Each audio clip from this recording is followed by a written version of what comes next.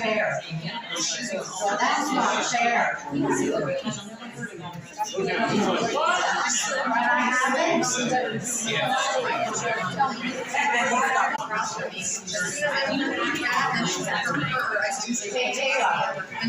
Where's Nigley? I need a rep from Nigley or I'll tell you I'm coming down. And I'm sure after Uncle Teddy, if Frank comes in, it's not going to be right? She said she don't think she's supposed to I'm not on that.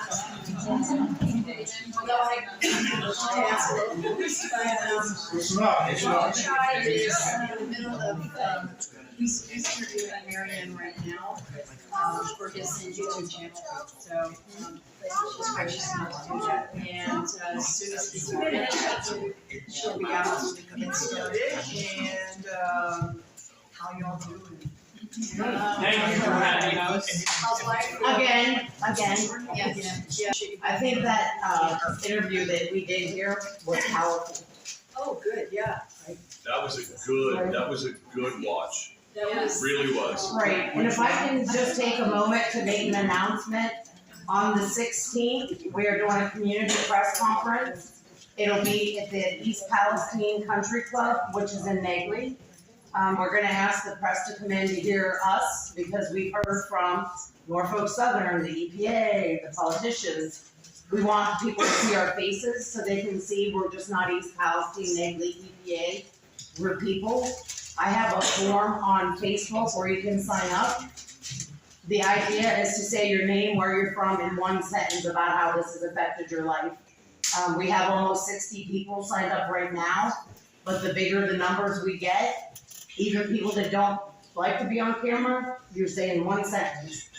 We need to show the numbers, and if we don't show the numbers, we're gonna be left here for our children and ourselves to die. We haven't even looked at these long-term effects yet. We're fighting for our kids. If you care about your kids and you say you'll fight to the death, come to this, please. What day is it, Jimmy? It's on the 16th of May, from 6 to 7 o'clock at the East Palestine Country Club, which is in Negley. Anybody that, I don't know why, but that always makes me laugh. Okay, so what I wanted to tell y'all is if you haven't If you give me your phone number, I'll Facebook call page, you. East Palestine Off the Rails, would you please do so? It's how we keep each other informed and keep ourselves involved and everything. It's all about the derailment. Also, I've been working really hard on trying to get water for the community for the long haul.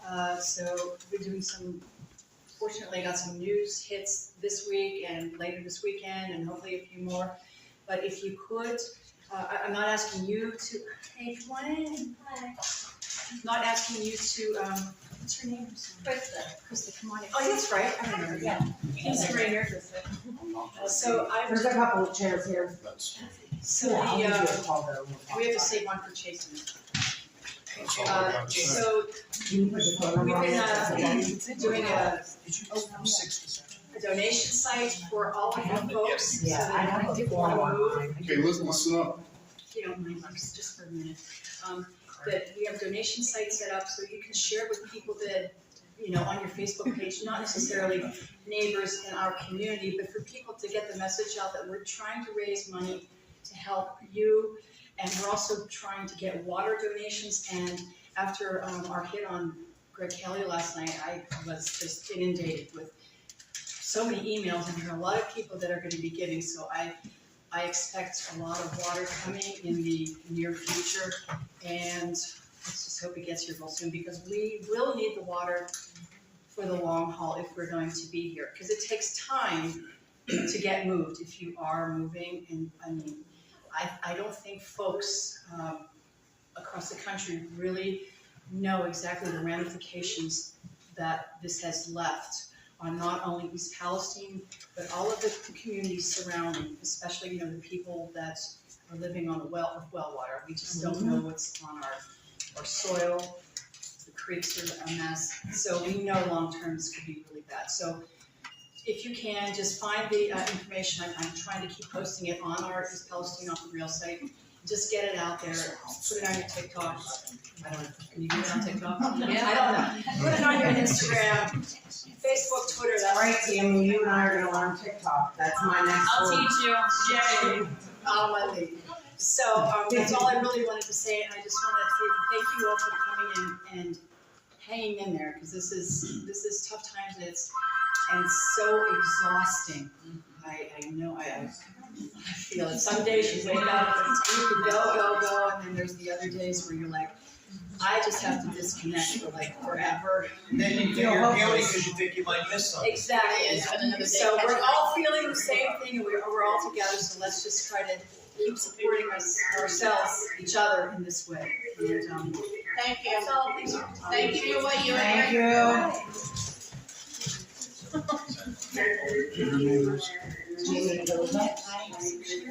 Well, it's Wallace now, but JMIC. If you don't mind, it's okay. It's 330, I'll give you my number. 314 4422. I'll get back with you. No, that's fine, as long as I know that you're gonna be there, and I'll be calling people to get a common account.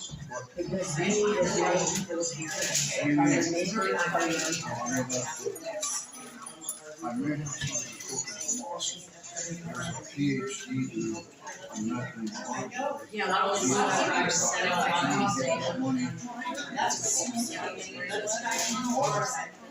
Hair, nails, urine,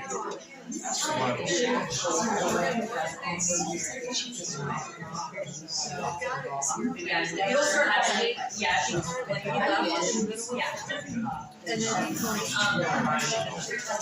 And then, when you hear that, it's really, That's why. like when they started my dad away, like We're not. they told them, We're not. but now it's like, now it's like, I know.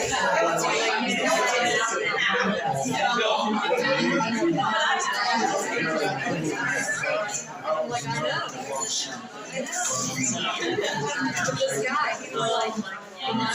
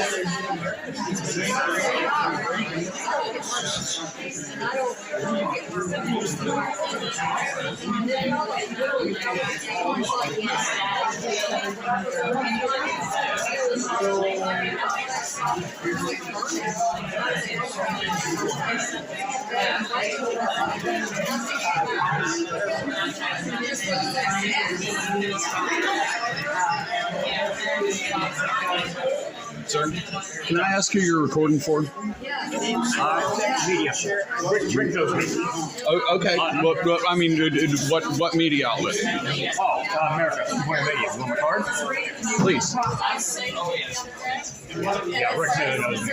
No, that's fine. That's fine. She's just asking. Oh, okay. Yeah, okay.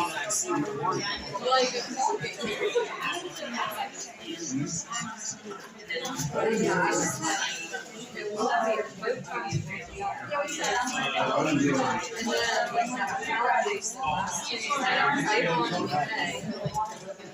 on time. Yeah. Am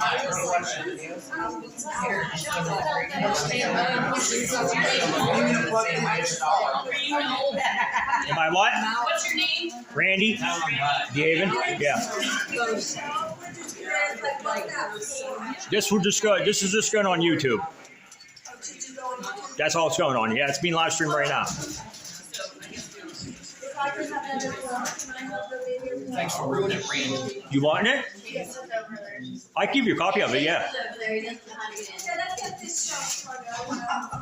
So, many years ago, I don't want to say many, let's say a few years ago, I had Marianne Williams' books and her tapes, and she's helped millions of people across the world spiritually, raise themselves up, and she is now running for president. When anybody wants to tell their story, you want to grab this little microphone as well when she's speaking with you, okay? And Chase, how about right up front? You're right. Okay. Hello, everybody. I'm Mary Williamson, and it's very humbling to be here today. As we said, I am running for president, and I am running for president on issues that are very relevant to what happened here in Palestine. But knowing these things intellectually, knowing statistics, being aware of how these larger dynamics play out in our economy, in our country, is one thing. But to actually be here is, I have to say something else.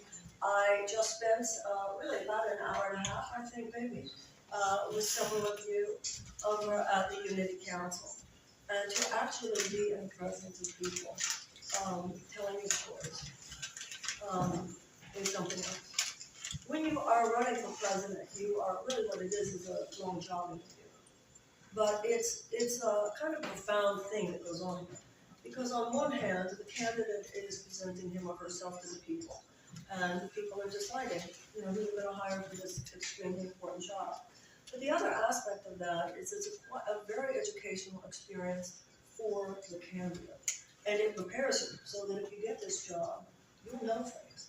And one of the things I would know as an example, I was playing this out in my head while I was meeting with some of the people earlier. I could see a bunch of men in suits coming in from the EPA, a bunch of lobbyists coming in from a railroad company, and I would be able to say, don't give me that BS, I was in East Palestine and I heard from the people who were there. And that's what we need in our elected officials, but it's what we need from one another. What is the human experience? And the human experience at this point is that in issue after issue, and what happened here in East Palestine is kind of ground zero. What happened here in East Palestine is an example. What happened here in East Palestine is an embodiment of what is happening in this country. Huge corporate entities are tyrannizing the American people. And it's time, I believe, for us to take this in, not with anger, with grief, but with deep, mature consideration. Because this country was founded on the idea that the power lies in the hands of the people. The people. And that God gave all men inalienable rights of life and liberty and the pursuit of happiness. And I have already heard enough stories from people who are in this neighborhood today to tell me, to make it very clear to me that the ability to experience life, liberty, and the pursuit of happiness is deeply impacted and undermined by the behavior of Norfolk Southern. Now, in that Declaration of Independence, it goes on to say, which is our mission statement. Just like a country has a mission statement, just like a company. It says, all men are created equal. God gave all men inalienable rights of life and liberty and the pursuit of happiness. But then it goes on to say that governments are instituted to secure those rights. And it also says that if government is not doing its job, that it is the right of the people to alter it or to abolish it. Now, none of us want to abolish it, but alter it, you better believe it.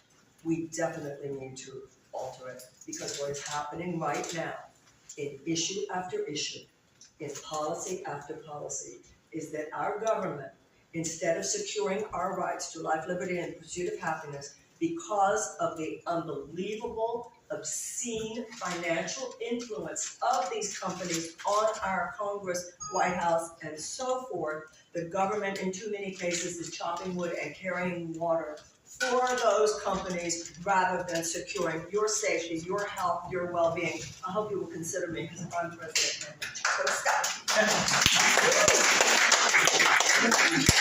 This is not about any one particular election, mine or anyone else's. This is, however, about the fact that I have hoped that my candidacy, that my campaign would be and could be a platform for magnifying some of these issues. My experience as someone who lives in Washington, D.C., as just an American watching the media and so forth, my experience does not tell me that people don't know intellectually what has happened in East Palestine. We know intellectually, but that's different, as I said, from knowing the kinds of things that you come to know in every cell of your being when you actually hear these human stories. So I'm very, very grateful to you for being here. I'm very grateful to you, Jamie Wallace, and all of those who were at that meeting earlier. I did at that time. I only had my cell phone to record what you were saying. I see that this gentleman is doing some media. There was supposed to be someone else doing this. I'm sorry that they're not here. But hopefully with your sharing some of what you have, if you were willing to do that with me, and with even the material I did before. You know, the kids are on TikTok. Life is lived right now so much online. So my commitment to you, I am not the President of the United States. I do not have the power to fire or hire anyone at the EPA. I do not have the power to expand the budget at the EPA or use the bullet pulpit to talk to the American people about what is necessary, about what is really going on. I do not have the political power to call Norfolk Southern on its malfeasance. But at the same time, a candidate can do a lot, because there's a lot of attention being placed on a candidacy. And so I look forward to doing what I can to magnify your voices. Because what people know, I do believe, I have to tell you, I do believe, and I hope that you believe, while you go through this difficult chapter in your own community, that the American people are good people. We are decent people. I know you see some things these days that make all of us sort of ashamed, but you know, that's not the majority of who we are. I think we are decent people. I think we are people who care. And I feel that some of your testimonies today, and I also want to ask, since I would like to do that, is everyone here okay with if you tell your stories, having your story told? Okay, then in that, both for my education, edification, for me to understand, so that I can hopefully, as a candidate, and hopefully perhaps one day as your president, do more about it, but also so that the public can have a greater understanding, I invite you to testify. I invite you to give testimony, to tell your story. Some of you might feel, oh, you know, these are my friends and my neighbors who are here, they all already heard my story. However, there are many people who have not heard your story, and I look forward to doing everything I can to make it more available to the public. So if there's someone who'd like to begin? Yes, Anybody please speak into this microphone? do you think it would be better for the purposes of what you're doing to ask that person, this lady right here, to come up here? They don't have to. No, that's Okay, fine. all right, Yeah. thank you. And you know what?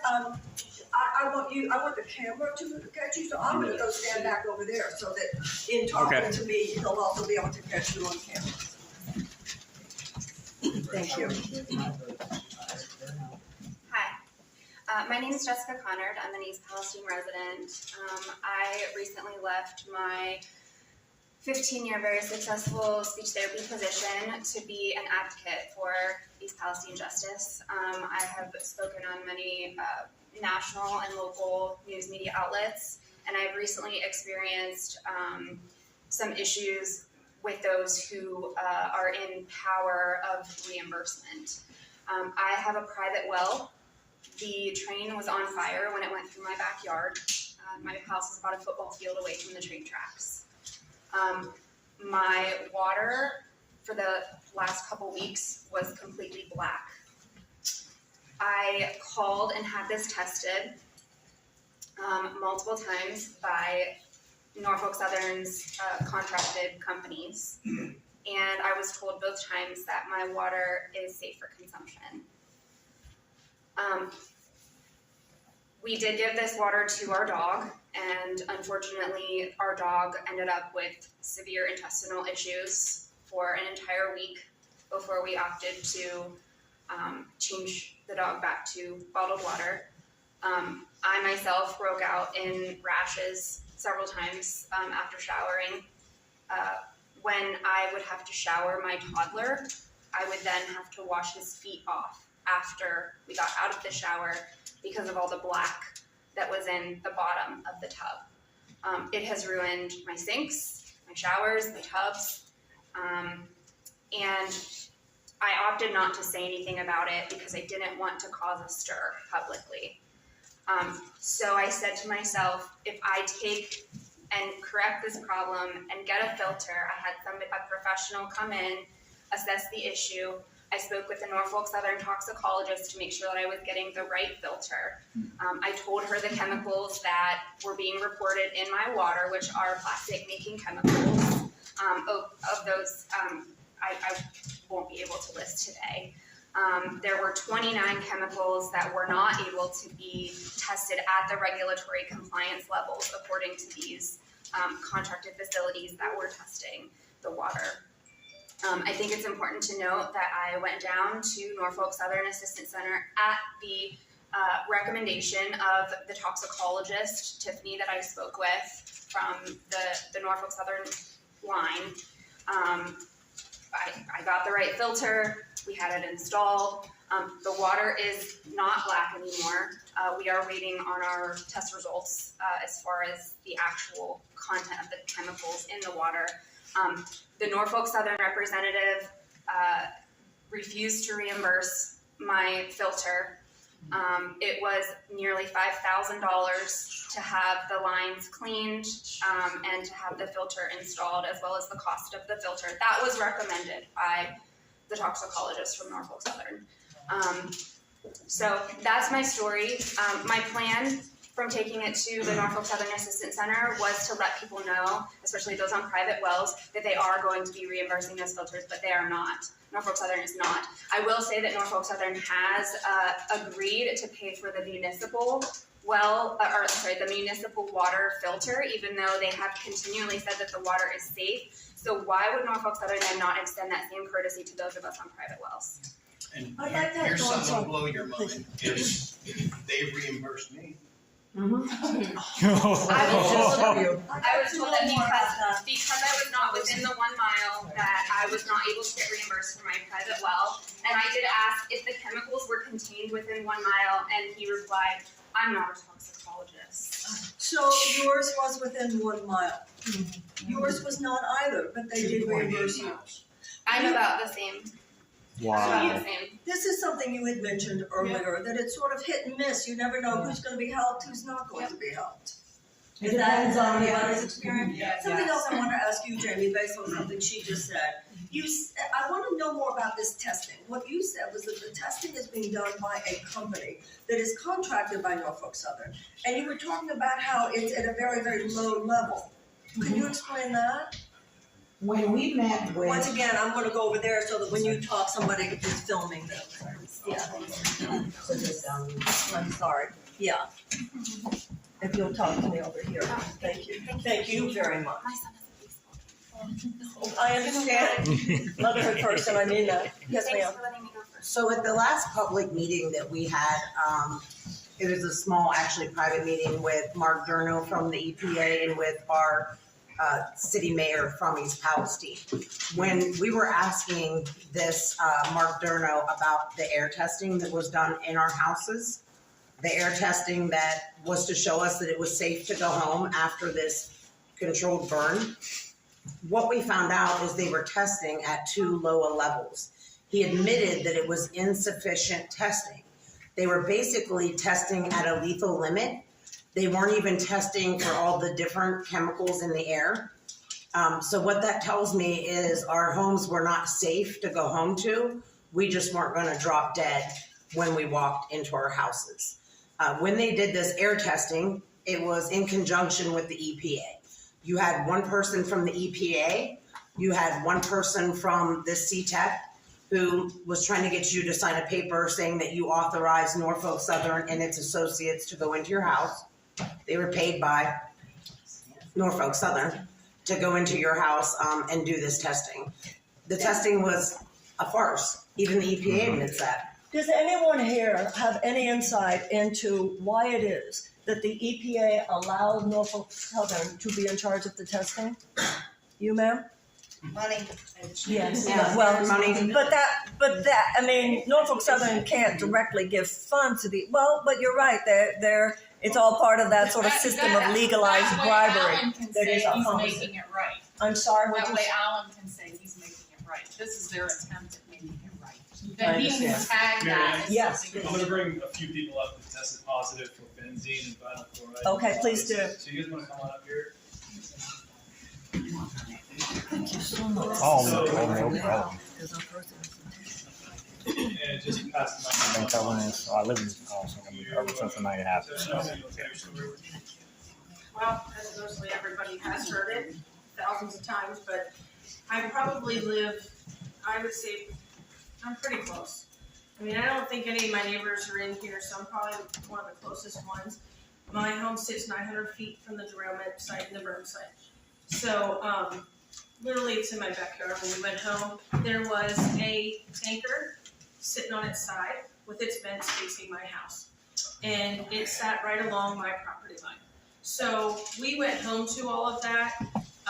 Now we are still living with mounds of contaminated soil that sits on my property line that they're supposedly moving. At one point, my yard was flooded with supposedly, and I say supposedly because we don't have answers for nothing, clean water. Okay, they released clean water. Came running through my backyard. My backyard flooded, and you can see a chemical. I have it on my Facebook. I put that video out there. Everything. Still have not been tested. EPA will not test my property until the tracks are pulled up and the contaminated soil is removed. So they won't test my property until then, but we still have to live there. I have a mortgage, I can't just up and go. So it's okay for us to stay there, and we're not getting sick from all that. And I have been positive. My levels of vinyl chloride are pretty high. Our paperwork is saying that it should be 0.50. Mine's reading at 0.95. I also tested for benzenes. The EPA also told me they will not test my yard for benzenes because I have a fire pit in my backyard. I also have a grill. So, and I probably tested positive for benzenes because people smoke. Well, I don't smoke. I'm around people that smoke. Well, so is the whole world. So they're trying to make excuses for why we're testing positive for these things and why our properties are testing positive and everything. We know what it is. We don't Chemical bomb. So let me ask you, who is the community's point person, as it were, with the EPA? Who do you communicate with? Mark Durno. And he is, Could Chase speak to that, please? He has a lot of information about Mark Durno. I'm sorry, guys, but So I don't wanna interrupt anybody up here. My name is Chase Gifford. I don't know who I've met, but I have.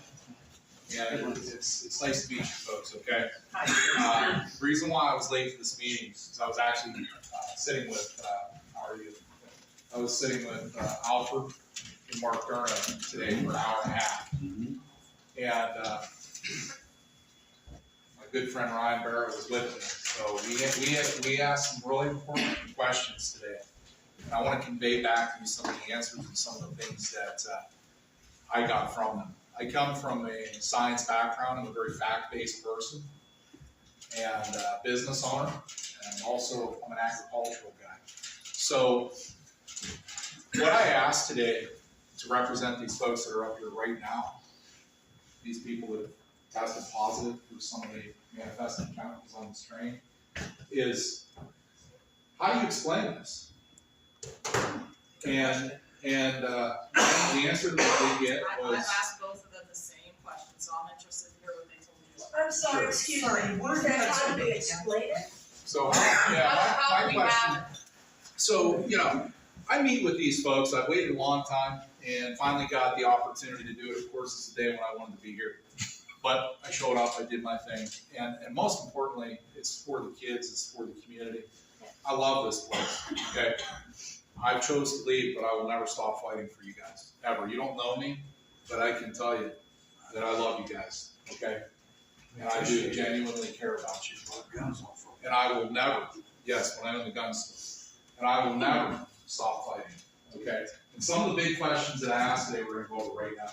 Number one is how do you explain these chemicals that are showing up in epidemiology in our people? Chase, real Well, quick, would you please face, I tell you, I want you to face, this I like to gentleman look is at filming these and folks, because I'm like, they've paid the price. You people are processing acutely through daily exposure to chemicals that are going to harm you. That's a clear thing. and Chase, real quick, Yes.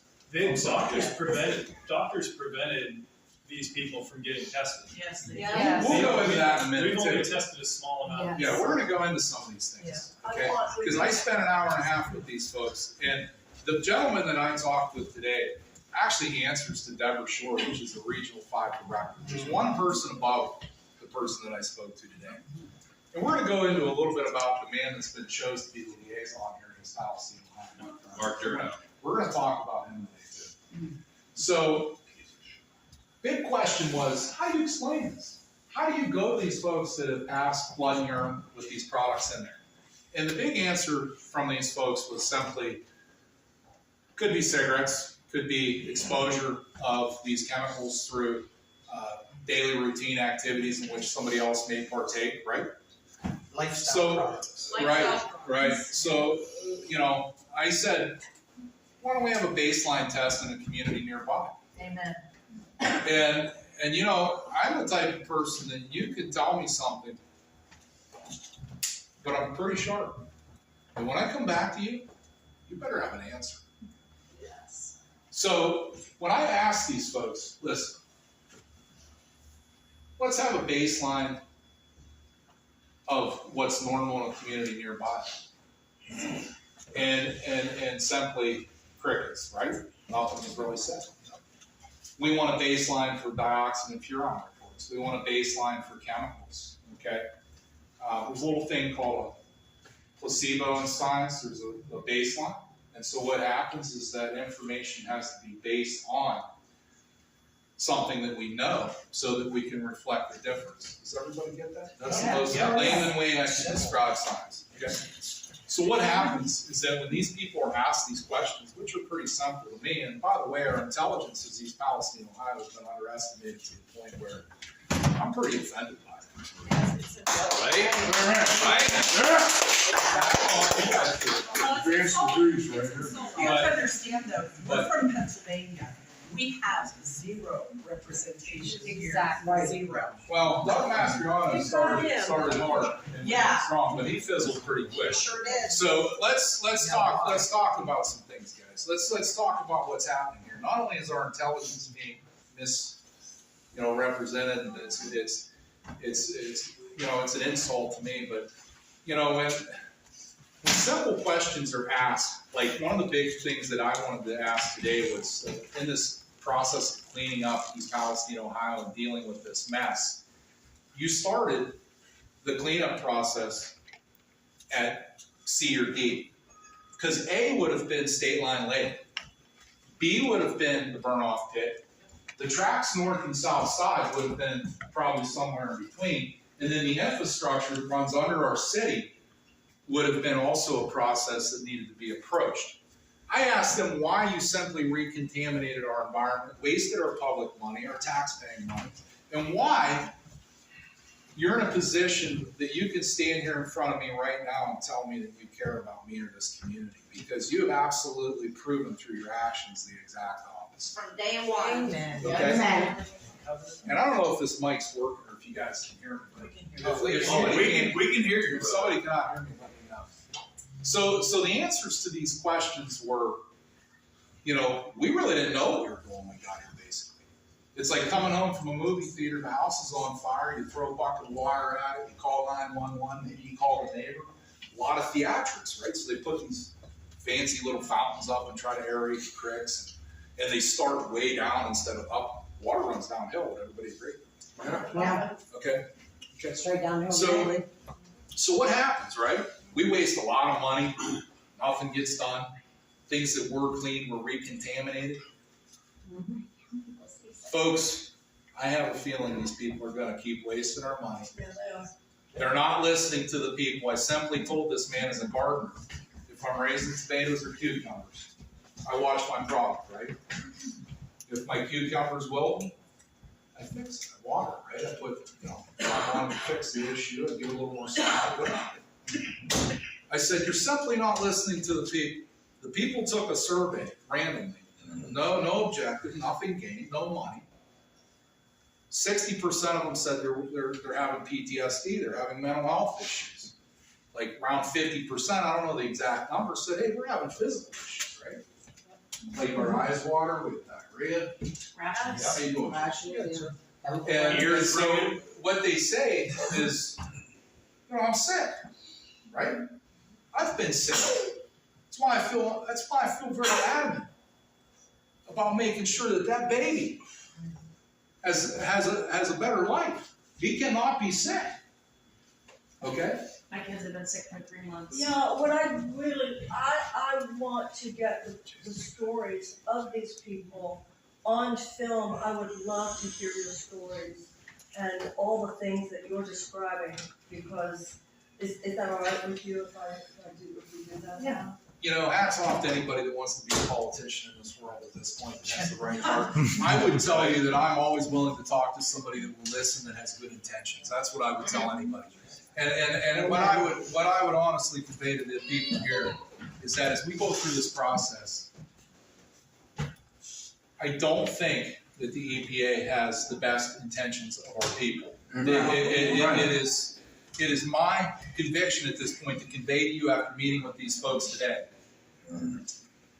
that the rapist is running the rape kit, the fox is in the hen house, and The fix is done. you got it. And honestly, if you want to know what I think happens, at this point in the game, we need a hero, we need somebody to step up, we need true representation, we need representation of data. When I told the head director of the EPA that you need to go back to the railroad and convey true data, you need to let these folks know that our farmers and agricultural people don't have product to sell, that our ground's contaminated, that our people are sick. The answer was the numbers aren't reflecting what you're telling me. Oftentimes, to exposure. Exactly, Jamie. So oftentimes, what happens in life when we want to see an objective or a goal, we go after with tunnel vision what we want to see. Would we all agree with that? Sure. Okay. This is what's happening with the EPA. These people have tunnel vision. They're headed toward an objective and goal. And it's not to protect us. It's not to watch out for us. Simply, when I asked Mark Durno, now let's talk about Mark Durno. I don't want to take up everybody's time. Okay, let me talk to you. How about we talk to you? That's fine. But Mark Durno would love to speak with you guys at the end as a Oh, we community. want to hear it, don't worry. Yeah. Oh, we want to hear it. May I ask, what is Mark Turner's official position? A fall guy. If you look at his He's business the fall card, guy. his business card actually says Homeland Security EPA. Yeah. He is Not a their chemist. fall guy. He was their fall guy in Michigan for Flint. He was their fall guy for Kalamazoo River, and he is their fall guy for here. Okay, so he is the conduit between this community and the EPA. Correct. And He is the one who's fall done guy. this. He's the one that takes the blame and takes the brunt of it, and he eats it And up. how often is he in this community? Every day. He's here every day. You want me to- you want me to speak on Mark Erno for 2 minutes, I'll give you an explanation. Okay. This gentleman is following. What happens, and we'll just do this real quick. Mark Erno is a gentleman that comes here from his last 2 job assignments, losing over $900 million of our taxpaying money. He lost it in convicted lawsuits. He has appointed the position of running the largest chemical spill on our turf, on our ground, for a reason. He's a great talker. Mark Erno wants to be an honest man, but he struggles.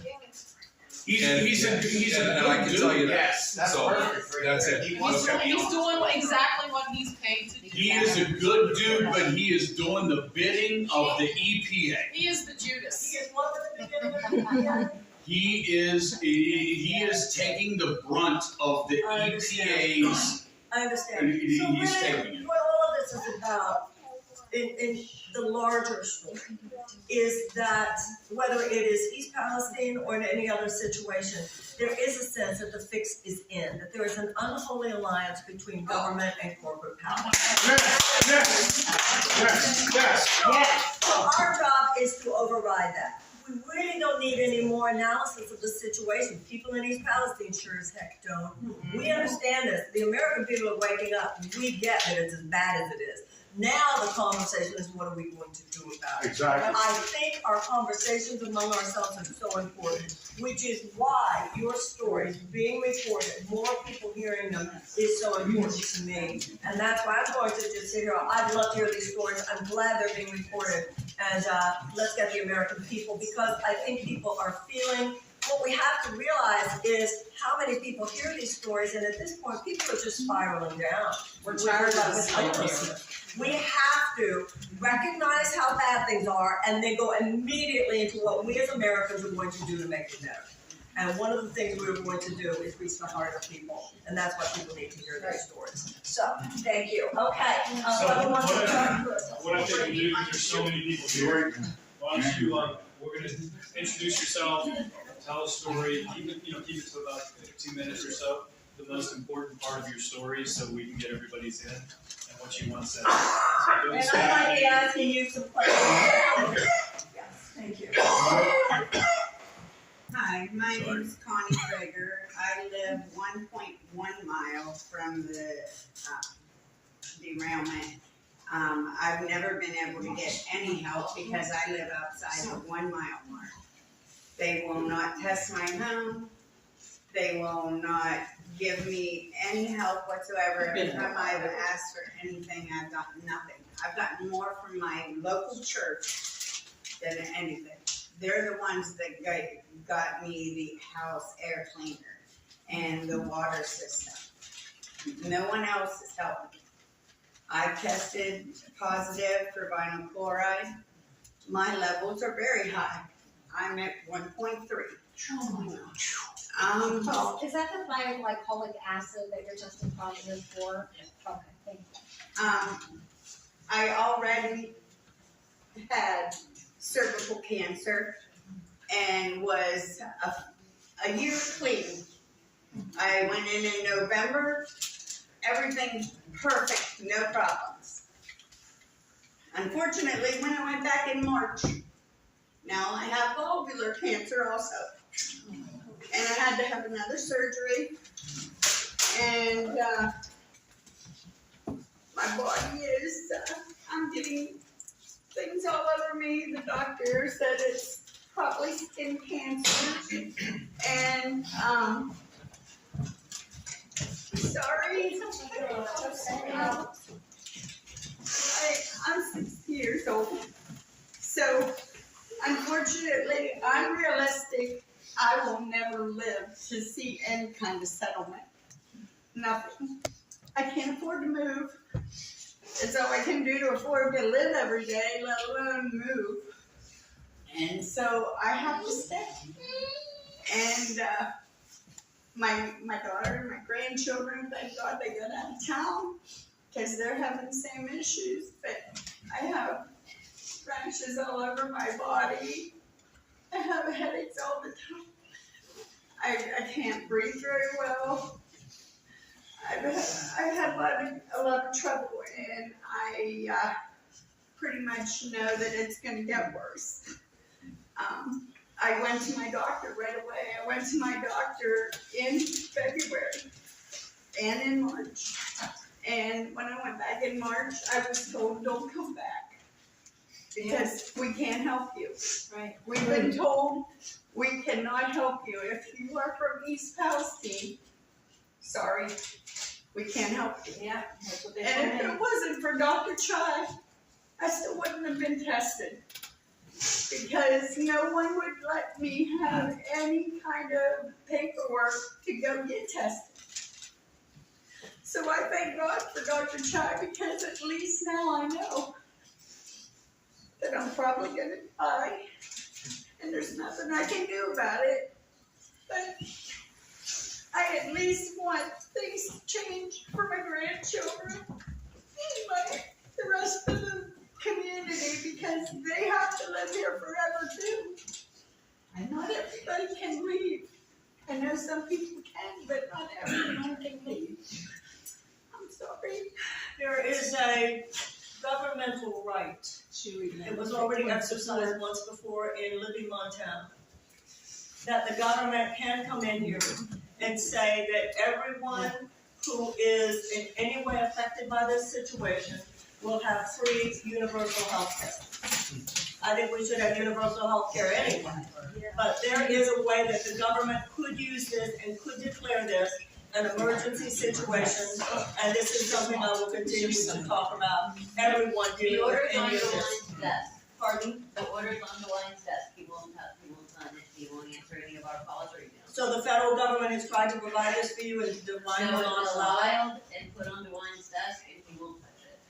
and he won't for ideological reasons. Who says there's nothing wrong? This candidaate has to No, say he just part doesn't, of that's not money for him. He doesn't want to empower the federal government. He doesn't want to empower the Biden. That's what that is. He doesn't want to help create a situation where the Biden administration could look like this. He's funded by his- him. That's political. It's not money, that's political. Nobody This last- wants to take responsibility.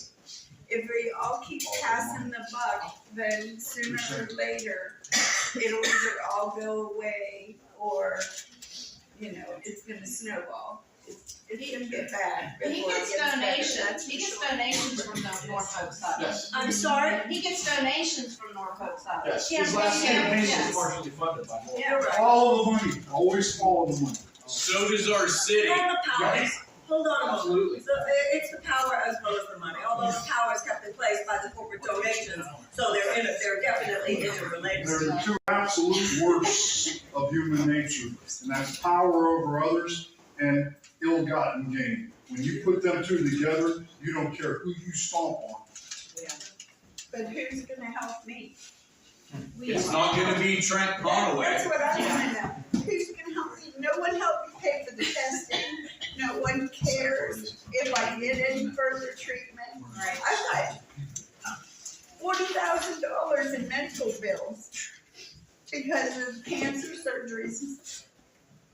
Nobody's ever gonna pay that back to me. No one's ever gonna give me any help. And no offense, I work at McDonald's, people. I am a manager at a local McDonald's. I don't have great health care and all that. I mean, I do have health care, don't get me wrong.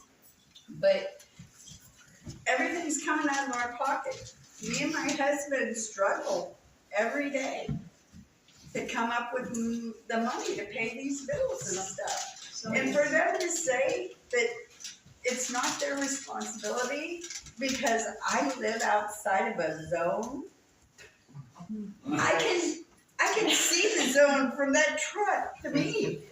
It's over further I am from that 1 mile zone, but yet I can't get no help. Hey, No, honey, no. honey, listen. I can speak for everybody in East Palestine. There is not a person in East Palestine that would turn away from you that wouldn't help you. We are a close-knit community, and every single fucking person would come together and take care of you if it needed to happen. You bet. Like, for real, is there anyone in here that wouldn't do it? Where are those donations that all that's been here? Where is Oh all my this? No one's God. accounting. Oh my God. No one's accounting. Why isn't it? Because Where's the Lauren Boback? those people who are getting the money are not talking because they're getting the money. So hold on, if I may, who are people donating money to? What is the organization or the The entity? way station, The Chamber of Commerce. Look into the Lauren Boback GoFundMe. Yeah. Because it was supposed to go directly into the hands of the people affected that needed relocated, but it got donated, and guess what? It went to make new park benches, it went to put mulch in. Beautiful. It went to this, it went to that. Yeah. So let me take a moment just to talk about the general issue of universal health care. This, obviously, none of this should have happened anyway. But this is also an example of the horror of the fact that we do not have universal health care in this country. And I hope that everybody here is well aware, universal health care is granted to the citizens of every other advanced democracy, as well as other countries as well. And the only reason we don't have it is because you were talking about so much of this conversation is about the financial interests of the railroad companies, but the only reason you don't have universal health care is because of the financial interests of the insurance companies. So this is not just railroads, it's also insurance companies, pharmaceutical companies, big food companies, big agricultural companies, big chemical companies, car manufacturers, oil companies, and defense contractors. It's a matrix of corporate power. They're today's aristocracy, just like the aristocracy that was repudiated in 1776. And the idea, the way our policies now operate, they get theirs first.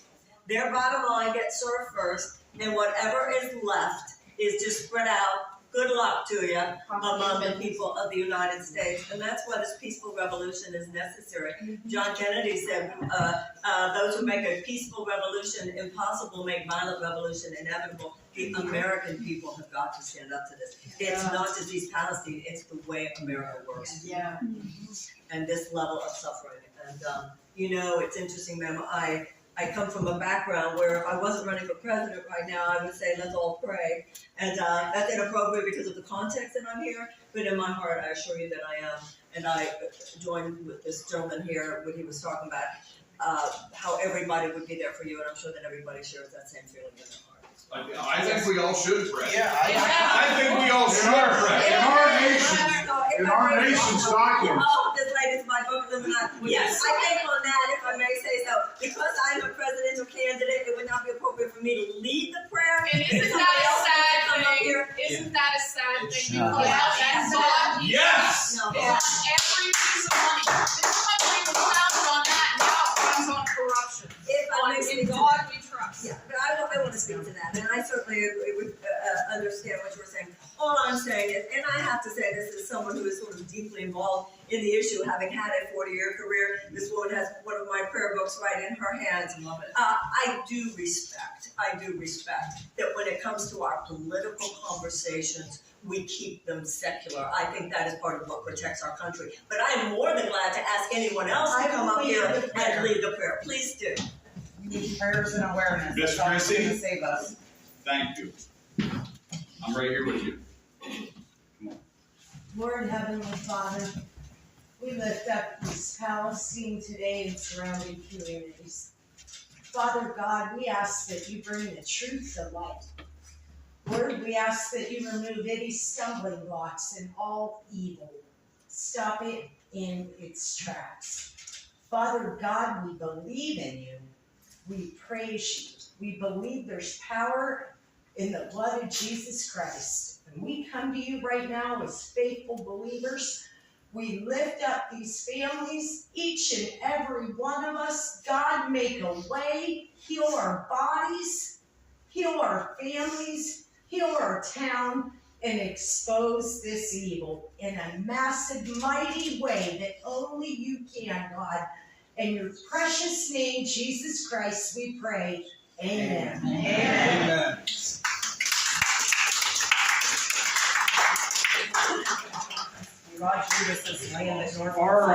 Our founding documents was all for, prayer. Even Ben Franklin said, what are we forgetting? Oh, listen, the founders, listen, I know definitely from my own experience, the founders were certainly not seeking to suppress the religious conversation. No. They were seeking to protect the religious conversation. That's why the I was always First thinking Amendment about mine. is so important, even much more so than the Second Amendment. Without that First Amendment, That's right. we're screwed. I agree. But So I'm gonna start out by doing something a little interactive with everyone. Just pick up your hand and point at someone, anyone. Everybody point at somebody. Now, Marianne, what I'd like you to do is look around. This is what happens when we ask a question. That's the answer that we get from the EPA. Yeah. We get no answers. And then we are here, and this poor lady is here, and we are lost. We are lost. We're being lied to. We're being told the air is fine, the water is fine, but this is coming up in our system. They can't tell us what it means. It's short term or long term. Common sense tells you it's largest chemical spill on land to date in the United States of America. 6.7 million gallons of vinyl chloride alone. This is massive. And sir, what was your first name? My name is Chase. Just like Chase was saying, if we take the example of a child who spills a 2-liter Hawaiian punch on a white carpet, you walk in and you say, what did you do? And they're holding an empty 2-liter. Nothing, right? And we giggle and we know that's not true. Norfolk Southern spilled their Hawaiian punch on our white carpet, and they start and they clean the smallest spot first. And then it just sits there, and it stains, and it spreads. And this isn't Hawaiian punch. And we're left to pick up the pieces and not get any answers. We get information, but then we can't question it. Mark Dermo is the contact for the EPA, but who is the liaison for us? Right. For us, who represents us? I've contacted JD. I have contacted Bill Johnson. I have contacted Sheriff Biden's Brown. office. I have contacted Sheriff Brown. I have contacted everyone. And I have gotten calls back from JD's office, but I get no answers. I've contacted the CDC, the ATSDR, which is the Agency for Toxic Substances and Disease Registry, and they can't tell me about a toxic substance. I don't know what any of this means. She knows what it means. But what do we do? What do we do? And it is 2023, and you're running for political office. And God bless you for putting yourself in those crosshairs. But if you can't lead prayer, because that's the constraints. These people are under their constraints too, what they can and can't tell us. And we have to be okay with their half-truths and so forth. And I know what you're saying, because politics and religion, they don't intermingle. And that's where, in my mind, kind of, well, George Washington led prayer. But I understand what she's saying, because not everybody falls under the same denomination. That might not speak to everybody. It was actually what I was saying, actually. And that's why I said, when the woman said, what do we do? I said, under normal circumstances, I would say, right now, let us pray. That was what I said. I'm just aware this gentleman is putting that on YouTube, and that is one of the ways that I'm being minimized and peripheralized. Yep. And that's all that was about. But then the next thing I was going to say, is there anyone else who believes in prayer? Yeah, So I and wasn't Chrissy really did a great concerned. job, and thank you for allowing us to hear it, because we need it. She did a great job. Yeah. But the EPA and Norfolk Southern are in bed together, and we all know it. No, that's okay. And we don't know what to do, and Dr. Chai has been an absolute blessing to our community. And I can't say enough good things about him. And I want to thank everybody here, everybody, because we're in this together and we can only understand each other. And you know, my sense of community isn't greater than my sense of safety. Love y'all, but, you know, I wanna get out with all my heart. But I can't, you know, living at my home is the only choice I have, and it's detrimental to my health. How do you take your home and your sanctuary and make it somewhere dangerous? And then you're told, well, you know, you couldn't possibly get these chemicals. I live 2.8 miles away. I hardly go into town, and I work 14 miles away in Pennsylvania. How is this happening? And then I'm told it's a lifestyle product. Drinking, smoking, supplements. I don't take supplements. Not a smoker. Nobody in my household's a smoker. And I might drink a margarita or a whiskey once every couple months. And it's never to the point. I might drink what? 1, 2. That's my husband. He'll testify on that. I'm like, I've seen her hammered once. and we've been 25 years together since I was 15. So I would just like to say we're being dismissed and we're being disrespected, and they're treating us like we're ignorant and we're stupid, and we have so much to lose financially, emotionally, physically. We've got a lot to lose, and we're losing it, and it's slipping through our hands, and we can't stop it. So if there's anything you can do to stop the bleeding, I will do everything I can do as a candidate, and then I'll become president of the. The government has let most of us come in and hurt us. And since when is our government, if I went and hurt somebody, I'd be in trouble. But the government is letting North Dakota and Southern come in, hurt us, destroy us, and continue to torture us. Since when is that okay? It's not. We're being tortured every single day, not just with the chemical, with the mind and thought of our future. It's a gaslighting. You're being treated, the victim, it's a terrible psychological, to wrong the victim. It's almost a blaming of the victim. It's a dismissing of the victim. It's the gaslighting. I learned that in the military, man. And they divided the town because of this. well, not to interrupt you, Shelby, one last thing I would like to say is the testing needs to be accurate, and it needs to be more thorough. And not paid for by Norfolk Southern. And not, Exactly. not just air, water, and soil. We need to have testing for us, because even the air, water, and soil, that's what's gonna kill us. Our blood, our urine, our hair. So, we need to get this baseline testing, and people are being rejected, they're being turned away. And so then for them to say the dioxins come from a campfire and a grill, everywhere in the United States then. Get the baseline for the soil and the blood somewhere else. And what about the big barbecue they have? had? Been subjected. None of the answers that we're getting make any sense, and we can't process it. So we're just left lost. We're smart enough to know we're being gaslighted. We're smart. We're smart enough to know we're being gaslighted. We're smart enough to know that they're blaming the victims. They're ignoring the victims. I thought it was bad for me being a veteran, going up on an oncology ward, a cancer ward, right after having things in my arm and stuff to get rid of my blood clots. And then I come back here, and the civilians are being treated as crappy as the veterans.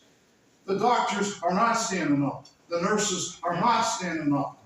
Come on, COVID's over. We've been messed with enough with COVID. But this year, you know, they overblew this and they're underblowing this. We're tired of being gaslighted. We're tired of it.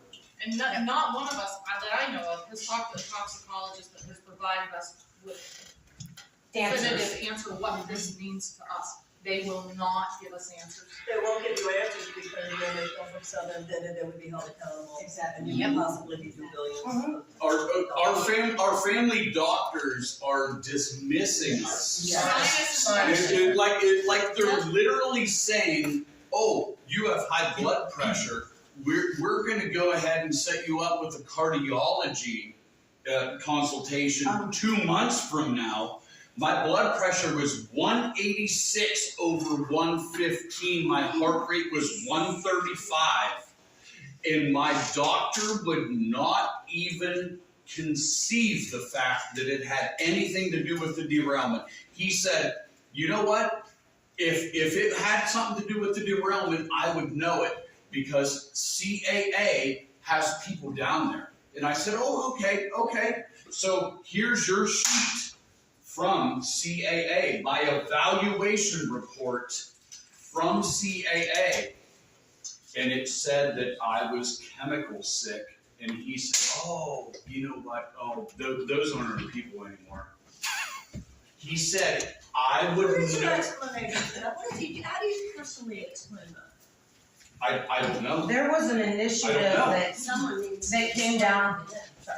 There was an initiative that came down from the CDC before the one to stop vinyl chloride testing that was telling doctors that they could not give chemical diagnosis anymore because they could not prove it was actually from the chemicals. Right. Because we were being told there was no testing to prove. So just like you hear from people in the audience, I was told that my daughter and I had an upper respiratory infection. It's chemical bronchitis. But it comes back when I go into town. It is due to chemical exposure. They will not acknowledge the words chemical exposure. And that's what we all. The word chemical But that's what we all turns have them in away. common. That's what we all have in common. I think we're still trying to hear. Don't open your mouth because you might say something that would make you liable. That Yes. means saying, don't Yes. test it, as long as you don't test, they can't prove it, if they can't prove, then you're not liable. This is all about, lawyers protecting huge corporations. That's all. Yes, ma'am. Okay, so we're gonna let the people know, that's the only hope we have here. Yes, ma'am, tell us your story. My name is Lori O'Connell. Nice meeting you. I grew up in East Palestine. I don't live there. I live 3 miles from the accident. A week ago, Dr. Chai informed me that I tested positive for benzene 3 miles out. We have no contact people in Darlington Township. Right. We have no one because our local government, which is across the street from here, said the wells are fine, everything's fine, just go back to normal. But I'm 3 miles out. I wasn't evacuated. I was told to shelter in place. I chose to leave, but I had to come home. I have animals. And my husband and daughter went to be tested today, and I had to order a lab technician to take a blood sample in their blood sample. It's paid for by our insurance. And get them tested. Because I need to know if they're positive. Because on top of that, I have a 9-year-old grandchild that stays with me every other week. And now I don't know if she's been exposed to. By no fault of her own. My 24-year-old daughter asked me, Mom, is this going to affect me having children? I can't answer that question for my own child. I asked the same We question. have no one in Pennsylvania to go to. Nope. My heart aches for the people in East Palestine because of what they're going through. But this is so far spread, so widely spread. Nobody wants to hear it. Everything's fine. There's nothing to see here. Sweep it under the rug. Inadequate medical care, no mental health care for people. I mean, these are issues that affect us now, even without this disaster. Do you want a platform? Work on those things. I do already, actually. This is an embodiment of what my platform is, about the tyranny of corporate America, about their undue financial influence on our government, that has turned our government into little more than a legalized bribery. This is an extreme example of what I do talk about, and what I do hope to be presidential, that I can help folks. And because you said about it being widespread, I don't think they really did very much about it on the news, but Norfolk Southern's truck went up through Unity and wrecked and spilled the entire load into this man's yard. It was all okay. Everything was okay, but let me tell you this. I work at North Lima. Coming home from North Lima, guess what I saw? They're out there, they've got the whole suits on, they got They're protecting respirators, themselves. and they're digging post holes for this man to get a new fence. Why do they have to wear all that if it's safe? And they're just spreading it, it's just going further and further out. nobody's gonna be safe in anywhere around us, And Connie, anywhere. there was a second truck that overturned in Lisbon with contaminated. Oh, I didn't know that. And they're bringing the same chemicals back to East Liverpool, Ohio to incinerate. But if you watch our great fire chief, his interview just a couple days ago, everything is fine. Everything is fine. Is there any problems? No. His interview, if anybody hasn't seen it, is on Channel 21. I beg you to watch Keith Dravick's interview on Channel 21. Keith Dravick. He is the fire chief. And him and the mayor are standoffish. They as residents, they are not approachable. And they are people who should be feeling what she is saying, what we're all saying. They should have the heart where they're standing up and saying, you know what, here's what these test results say, but here's what I'm seeing. And I'm gonna get some more answers for these folks, because they deserve some more answers. We gotta find out what's going on here. Yeah, the tests say this, but why is this happening?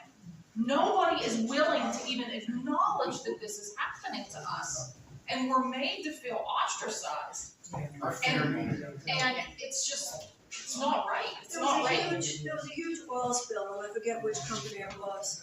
An oil company, $200 billion fund that they were forced to set up on all carriers on that. And that's the kind of thing.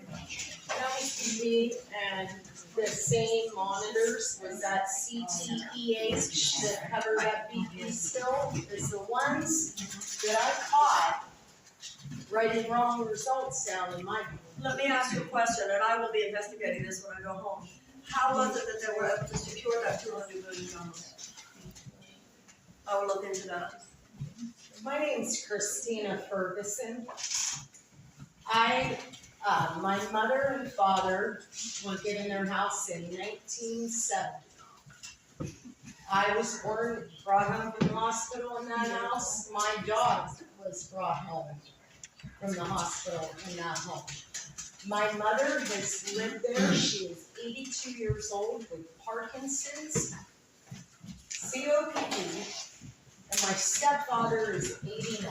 My father was passed. My stepfather's 89, has dementia. We have not been back in our home since the evacuation. The Sunday that they told us all that the tank could blow and we had to leave and that they were gonna do that controlled release. There's nothing controlled about that. Every day. There's nothing controlled about that. They didn't control the oxygen, they didn't control the fuel. And where did you family go? We spent 1 month in a hotel because I take care of them. I have, my daughter, there's 6 of us. My mother started getting weaker each day because with Parkinson's, you have to move those muscles. You have to get up, you have to walk, and 5 feet from the couch to the bathroom or from the couch to the bed is not enough movement. So I called because as a lot of people know me, I can be a little persistent and a little relentless when it comes to protecting my loved ones. If anything America needs now, it's relentless. Amen. But tell me, was Norfolk Southern reimbursing you for these costs? I have them set up an account at the hotel that they were paying directly, because of the social security and things with them, and having to have 3 different rooms at a hotel, having pets. I had to go back to work, and I worked at a convenience store in town. So I kept them safe. I went into town every day. The creek runs that they contaminated the most, Sulphur Run, runs through an underground tunnel into my backyard. My pipes from my home goes into that tunnel When that tunnel floods, when that creek floods, it floods in my basement. The home was built in 1930. This was my mother's home. Every day that I got back to her, the first thing out of her mouth, can we go home? Did the EPA say? Do they know? Fast forward, and I'm in a hotel. A lot of ups and downs, mostly downs at that point. I said, look, her health's declining, we need out. The railroad got a hold of a realtor, they found me a home. They're paying for a lease of an undetermined amount of time. They cannot reveal to me until all the final findings come in where my home is gonna be. Now, let me ask you a question. You are within your home is how far? I'm within that mile. What did we figure So- that day from the derailment? So let me ask this question. Is everyone within a mile being given that much help? No. No. Absolutely So not. why is it that this woman isn't? Because I prayed every day, I've been blessed, and I have been persistent. The first total month, I did not post anything. I was at the EPA, the main Hey, look, place. we're gonna be in trouble. This was a fire package. I Let's take care of was it. in that church every morning before work, listening in the hallway. Now, when you go in to do that, they stop you and want to see your match. But I sat out, right, and I listened to the railroad, I listened to CTH, and I listened to the EPA and their game plans. So then when I called and I said, well, I heard them discussing it this morning, I was able to get help, but I worked my butt to get help. I also have a lease. I've been staying out of my house since March 9th. I was in the house I evacuated, I was actually on the evacuation line. I have pictures of the smoke an hour after the train derailed, just right across the street from my house. You can see like the smoke going. So I took my daughter and we left, and we were gone for just the night, and then we thought everything was okay. I mean, we didn't really know that the chemicals were there, so we came home. We left for the controlled burn, came back the day after. For 2 weeks, had symptoms in our house. I also, I'm 0.7 miles, but I have an old foundation that has water infiltration every time it rains, you know, and actually Connie lives a street behind me. The creek goes behind her. I'm just one street in front of her. But so then for 2 weeks after we, had the house kind of sealed up and air purifiers, we were fine, I wasn't having symptoms. Right after they started heating up, the symptoms immediately came back. I was fevered. I didn't know, because I know you said about some kind of illness. I didn't even realize, but I was fevered at 101, and they kept testing me at the clinic. And they're like, you feel like you have a fever? I'm like, no, I don't feel, and they're like, well, you do. And they tested me 4 times, they got a different thermometer testing, I was fevered at 101, but I didn't feel like I had a fever. 101.3. Yeah, I was 101 point something. Yeah. So when I went to the assistance center from the day one, I never took the convenience check, and I just told them, I spent like 3 hours there telling them what I was going through and that I needed help getting out, and they just kept trying to push me to take the inconvenience check. And so as I'm telling them, no, this is what I want to move out. And he said, so agree that you're gonna take the check. And I said, no, I want you to go back and talk to one of the Norfolk people and tell them what I want.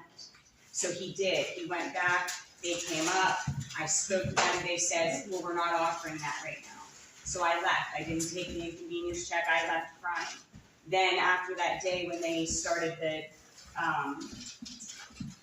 dig up and I had those symptoms, I went to the CDC, went to the clinic, like I said, and then they had said that they were gonna start helping relocate. So I had already secured a place, which I have my home, I'm renting a trailer just because a gentleman offered for lot rent only because I pay mortgage too, and I have animals, so I can't take all my animals into just a hotel. So, I secured a lease, I took it to them, they paid the security deposit, and they're paying month to month. And they're covering, I have to pay everything up front. They don't give me money to pay my rent. I have to pay everything, including I'm paying a mortgage and my own electric bills and everything at home. Then I'm paying my secondary property, driving 40 minutes back and forth, for my daughter to see family and her sport. They will reimburse me. So far, I've gone, and I was telling her 2 different times that I've gone out of maybe the 4 times that I've been there. 2 different times that I've been there, the person that's working with me, the old man, is hitting on me. The last time I was there, he gave me the number. Right in front of my kid, as I'm telling him what's going on, he said to me, "I'm sorry, but I can't stop looking at your eyes." Oh! What? Yeah. In front of my 14-year-old daughter. Yeah. Wait, you were there? Not that time. No, My I've been daughter there. my daughter and I were sitting there. Oh my God. So, but anyway, so it's just been kind of degrading because one, I have to go there, I'm fighting, paying my own mortgage, like I said, paying for the rent. wear you down. Yes. Fighting for what we deserve is what we're doing. Yeah. Now, before we move to this, did you want to say something now, before we move Promise. on to this next one? Did you want to say something? Oh, I guess I do, but my name's Julie, I live in East Palestine, came back here, I've been for 7 years, and I live less than a mile from the derailment, and I live near the ceramic plant. So that night, when that fire broke out, I saw 100-foot flames. I can't get that image out of my head. And it's just, we've had to beg, I did go evacuate, I went away for 3 months, I just came back. They all said soil was fine, of course it was the testers from Norfolk Southern, they came miles, my house was fine. But I don't know if this is true, I don't believe one thing about it. Of course, I drink this bottled water, I don't drink city, but no answers. I've asked them, what are you gonna do about our houses? The smells were so bad here. When I came back like you did after the Friday night, Saturday, I spent the night there. And it was kind of chemically, the windows blown. I was woke up with a knock on the door. A police officer, actually he was highway patrol, says, "Ma'am, are you going to leave?" I says, "Why, what's going on?" He said, "They're going to do an experiment," and this is his exact words, "and we want you to leave because I'm taking a body count." This is the warning they gave me. Of course, I packed back up my cats again, I couldn't get one of them, I've been in and out, and back to family member's house that day, and stayed away till way after the controlled burn came back, and had to leave again because they were tearing up the mess they made. This is unfair and it doesn't even make sense that it was allowed to happen. Our governor allowed it, the fire chief, whoever allowed this to happen. We've been uprooted how many times? The government was doing more and is doing more to advocate for Norfolk Southern and to advocate for you. Yes. Actually, that train was on fire, clear in Alliance. Right. Why did they not stop that train at some point to take care of the problem? They didn't, they just kept going until the train just said, I had to do it with a brake system. Yeah. And the antiquated brake system that wasn't in former administration. And then it also has to do with completely ignoring the workers, the union workers, which have been trying to warn of this. Would you like to speak? No. I just wanted to say that I also had independent testing. Excuse me, if everybody can stop talking over Jamie, I'd appreciate it. Thank you.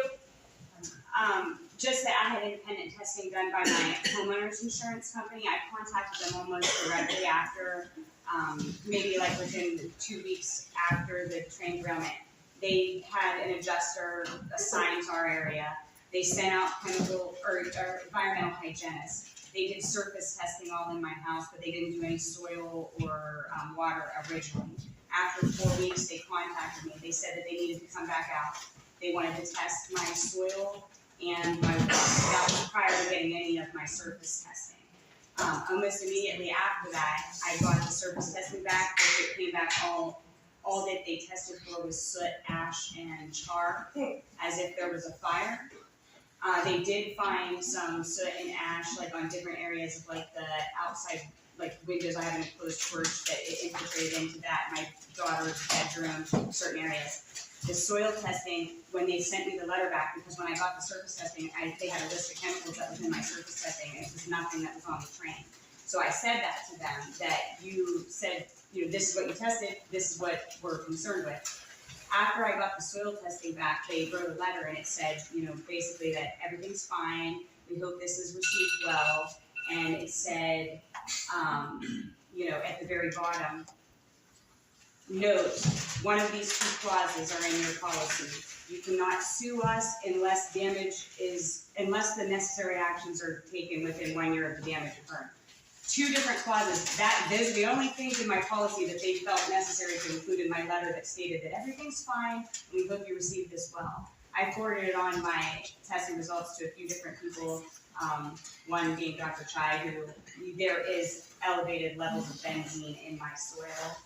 But again, they say everything's fine. You'd almost think they were only cahoots. Yeah. No shit. They deodorized our houses when they said the railroad was cleaning them. They were literally coming in and Febrezing our homes. With another. Febreze? Yeah. Well, they said they were spraying a mist to deodorize is what they were doing. Well, then they just fix the VOCs and say, oh, it must have been burnt. Let this woman tell her story shit. now. I am Kim. I live 3.5 miles from the railroad, but I live right by Leslie Run. I'm in Medway, Ohio. That's a creek, the chemical spill. Yeah, I'm in the great other contaminated creek. I am in the well testing zone, so they have come and tested my well. I have yet to get the results from the first round. Wow. It is now May. Wow. I also have an independent tester come in, and I should be getting those results this week. They are not offering me soil testing. They are not offering my area soil testing. It's only select people for the well testing. Getting help down where I am is basically impossible. I have 3 small children, 8, 5, and 2. They have been sick off and on for a solid 3 months. I'm trying to get through this. We have been to the doctors. They have been put on their charts that they have been chemically exposed. But that's where it stops. Yeah, you've been exposed. That's it. So what do I do now? I have a mortgage. I just bought my house 3.5 years ago. I can't leave. I can't afford to leave. My parents are my neighbors. I have land. I have a home. I have over 100 animals. I have been this guy. I evacuated when they did the controlled burn overnight. And the reason why I evacuated is because the day that I caught word that they were going to do it, because they didn't come to my door. I'm 3.5 miles away. They had a road, state line road, right down here blocked off. There's 3 cops. I stopped and I said, person to person, what should I do? I have 100 animals and I have 3 children. What should I do? And he said, ma'am, I don't even want to be standing here right now. I'm your order to leave at 3:15. We are not allowed to be here. This is enough said. I had to come back. I didn't know what to take care of. I can't leave them discovered. I have nowhere to go. I can't get the financial help to get to a hotel because I'm out of the 1 mile. I'm just left to deal with it. I have been down to the creek. I have been in the creek myself. To this day, there is still the oil slick whenever you disturb the ground. And they're doing nothing now. They're leaving. My biggest thing is, how are my kids' future going to look? Is my 8-year-old daughter going to be able to have kids? Am I going to be there to see them eventually? Cancer runs in my family. My grandmother who lives in East Palestine just beat cancer. She has only been in remission for 2 months. And she is left to do it because she got it on the bottom.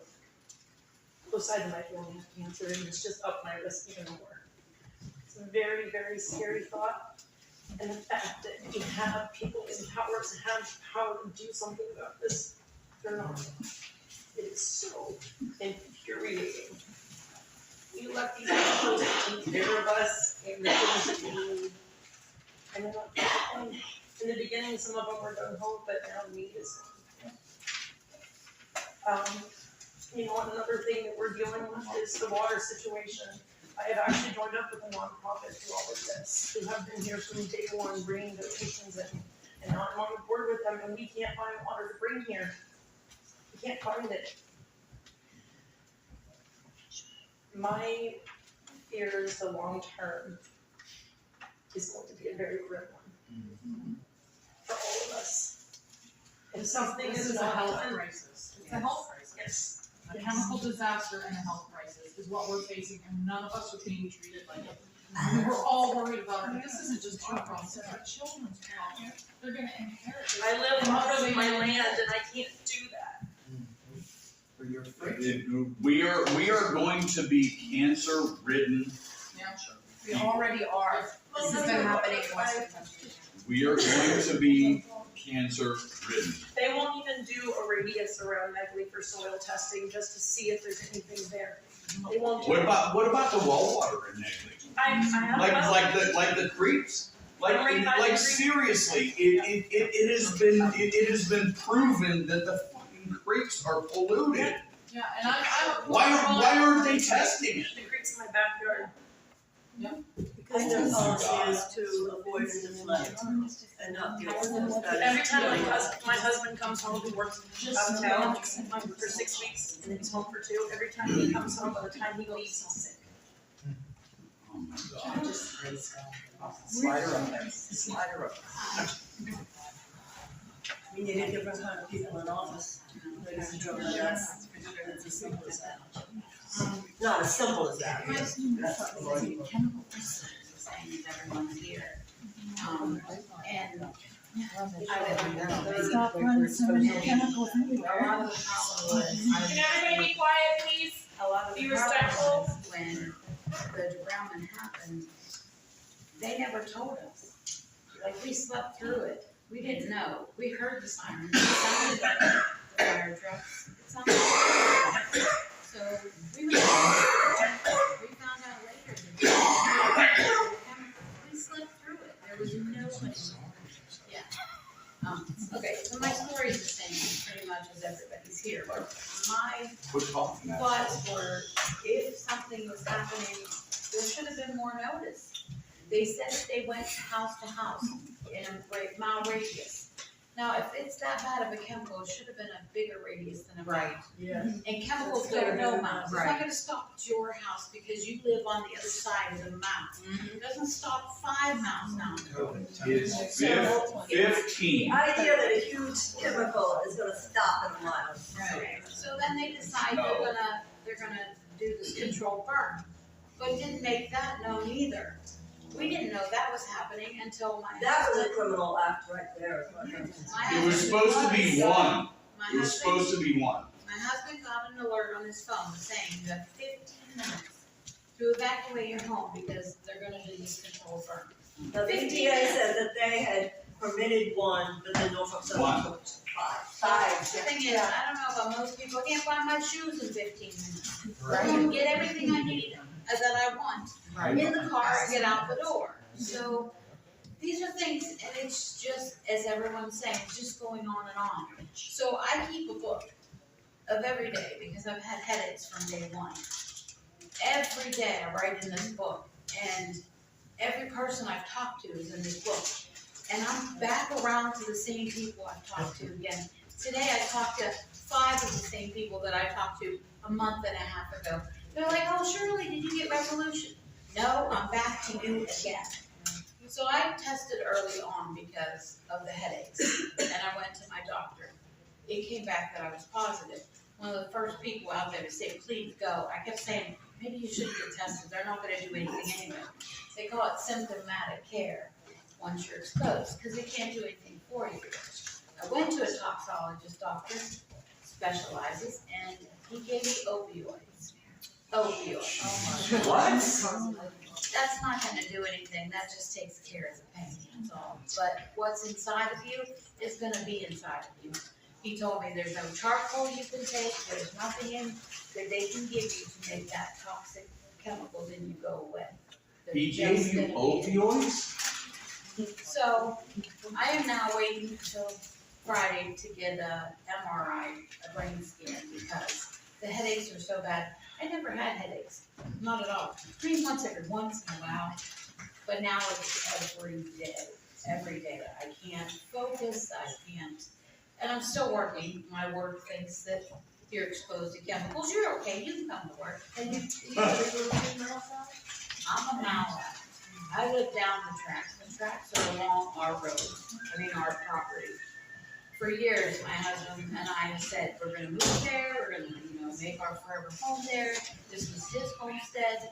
We love the sound of the tracks, especially at Christmas when it's snowy out at night and you see that train going down the road. Now we see it and I can't go back. I can't be anywhere near my home. My husband goes to feed our animals, but I can't go because I feel like I've been hit with acid and the headaches are so bad. And there's nothing at a hotel. And we've now looked for an apartment because we know that we're not gonna go back. The lady I talked to today from the EPA said, well, maybe wait till they're done digging and then maybe get your house cleaned. And I'm like, well, no cleaner will clean it. Every company that we've called says until they're done doing what they're doing, they're not gonna come clean. They are, but once again, I pay for it and then they reimburse. The first time I went to the church, they sent me away because I lived in Pennsylvania. And I'm a Pennsylvania person, they gave me a jug of water and let me go. So I wrote to Alan Shaw and I said, I thought you said you were gonna make this right. He was at a meeting at the township building over here, and he came and he spoke with us, and he said, go back to the church. Funny, the next time I went, then they did help me. But if that's what it takes, every one of us has to meet him personally for them to help us. I've met him. That is not right. I mean, when someone left the tongue on my porch, I confronted him at the church meeting, asked for a few minutes long with him. So I did meet with him, but I had already set up and got the help for my family, to get my mother with her that way. Who has the time to none of this should be this way. All that apply collectively, and they are expressing individually, make sure. It's like when someone is mugged, start screaming, And who has the time for this, Marianne? America is expensive enough. I just picked up a second job so that I can move out of my home that's tested positive for 2 chemicals. I'm now working 2 jobs as a recent cancer survivor, and I still can't afford it. How are you? So how am I supposed to find the time to go talk to Alan Shaw personally or anyone else on a daily or weekly basis? Yes, it's not fair, and it's also an equality issue going. I couldn't agree with you more, and the point I was just making had to do with our collective voice. And that really has to do with the political issue. We cannot take that we've lost, because clearly the system as it is, this corporate government empire is just running roughshod over people's lives, and will continue to do so unless we stand up collectively as well as individually. And of course, the system causes so much pain to individuals, and you just mentioned something important even before this happened. People are living at the effect of an unfair economic system. That's part of the problem here. Everybody, the 80% of America, the American economy is working for 20% of us. So if you're among that 20%, you can say things like the economy is doing well. 20% in the richest country in the world. That 20% are living on an economic island, surrounded by a vast sea of economic despair. So that when things like inflation hit, when things like natural disasters hit, when things like this hit, nobody can absorb it. Because everybody's already living on a level of survival. That's what's so rotten at the core at this point. Nobody can absorb a tragedy. Nobody can absorb a hit. Because everybody's just holding on even before it happens. And that's why we have to recognize that it's systemic injustice. This is, once again, I've said it a lot today, this is exemplary. This is an example of the way the system now operates. And we have to call the system on their justice, not just one situation. There's more of us than there are of them. Thank you. Not only are there more of us, and that does get into a lot of political issues, because if you actually look, if you know when I said earlier that we are decent people, if you look at poll after poll, the American people want universal health care. The American people want a guaranteed livable wage. The American people want free college and tech school. This is not a problem of the people. The American people are not the problem. Right. You know, a lot of times people have said to me in my work, Marianne, why don't you say in what you do, you help raise consciousness. My point is, there's nothing wrong with the consciousness of the American people. That's not where the problem was. Yeah. You know, when I ran for president before, and people would ask me afterwards, what was your experience? And I said, and I'm saying it again now, that there are two worlds. And I said, there's this political media industrial complex, a system, and you put together the malfeasance of corporate power. That is even more corrupt than I feared. And I said, the American people are even more wonderful than I hoped. The problem is not the American people. The problem is not the American people. It is a system that's sitting on the country the way you're describing it sitting on your ear. You are so correct. There are more of us than there are than people who are going to have to get involved in politics. And we the people are fed up. They just voted on a raise yesterday. Wait a minute. We were Go, told. Fred. Now, did somebody else here Go, Fred. have something that you wanted to say on this? And if you don't, was there anyone else? Otherwise, I have some questions I want to ask you. Why was it made that one person got to decide if this was a disaster or not?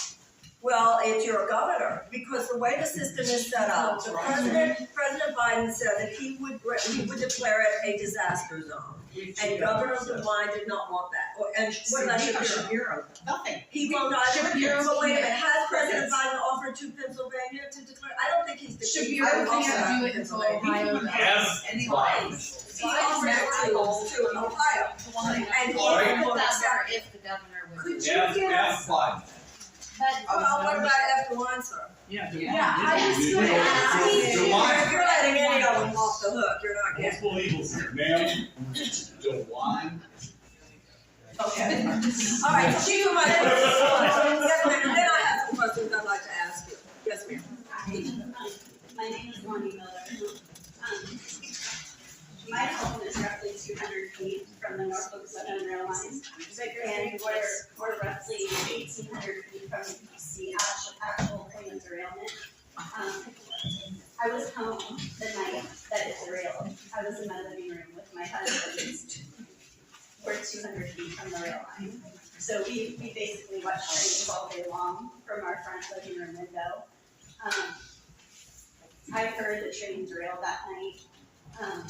The sounds, I'm suffering PTSD symptoms from the trauma, from experiencing everything that we've lived through for the last, 3 months. We actually were evacuated from our home, but my husband decided to remain in the home that night because we have 2 dogs. We didn't want to leave them behind. So he decided to shelter in place for as long as he could. From the moment that train derailed, chemicals were being released into our air. And there was no sense of urgency. There was no sense of telling us, there could be a catastrophic failure the moment that train derailed. Those tankers could have blown that night. No one is discussing that. That's kind of been pushed to the wayside. Like they don't want us to discuss that amongst ourselves. That's something that part of my trauma that I'm experiencing is knowing that my family and everyone that I care about and love in my communities, our town could have been wiped off on that night. That's not being discussed. That needs addressed.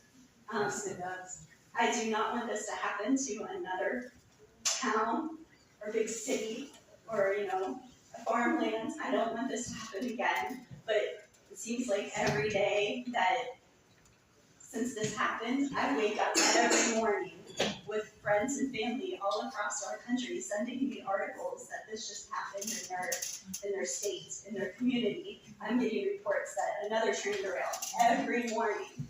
I think it averages like 3 a day that trains derail in our country. We don't allow 3 planes a day to fall from our sky. Why do we allow them to continue to do this to us?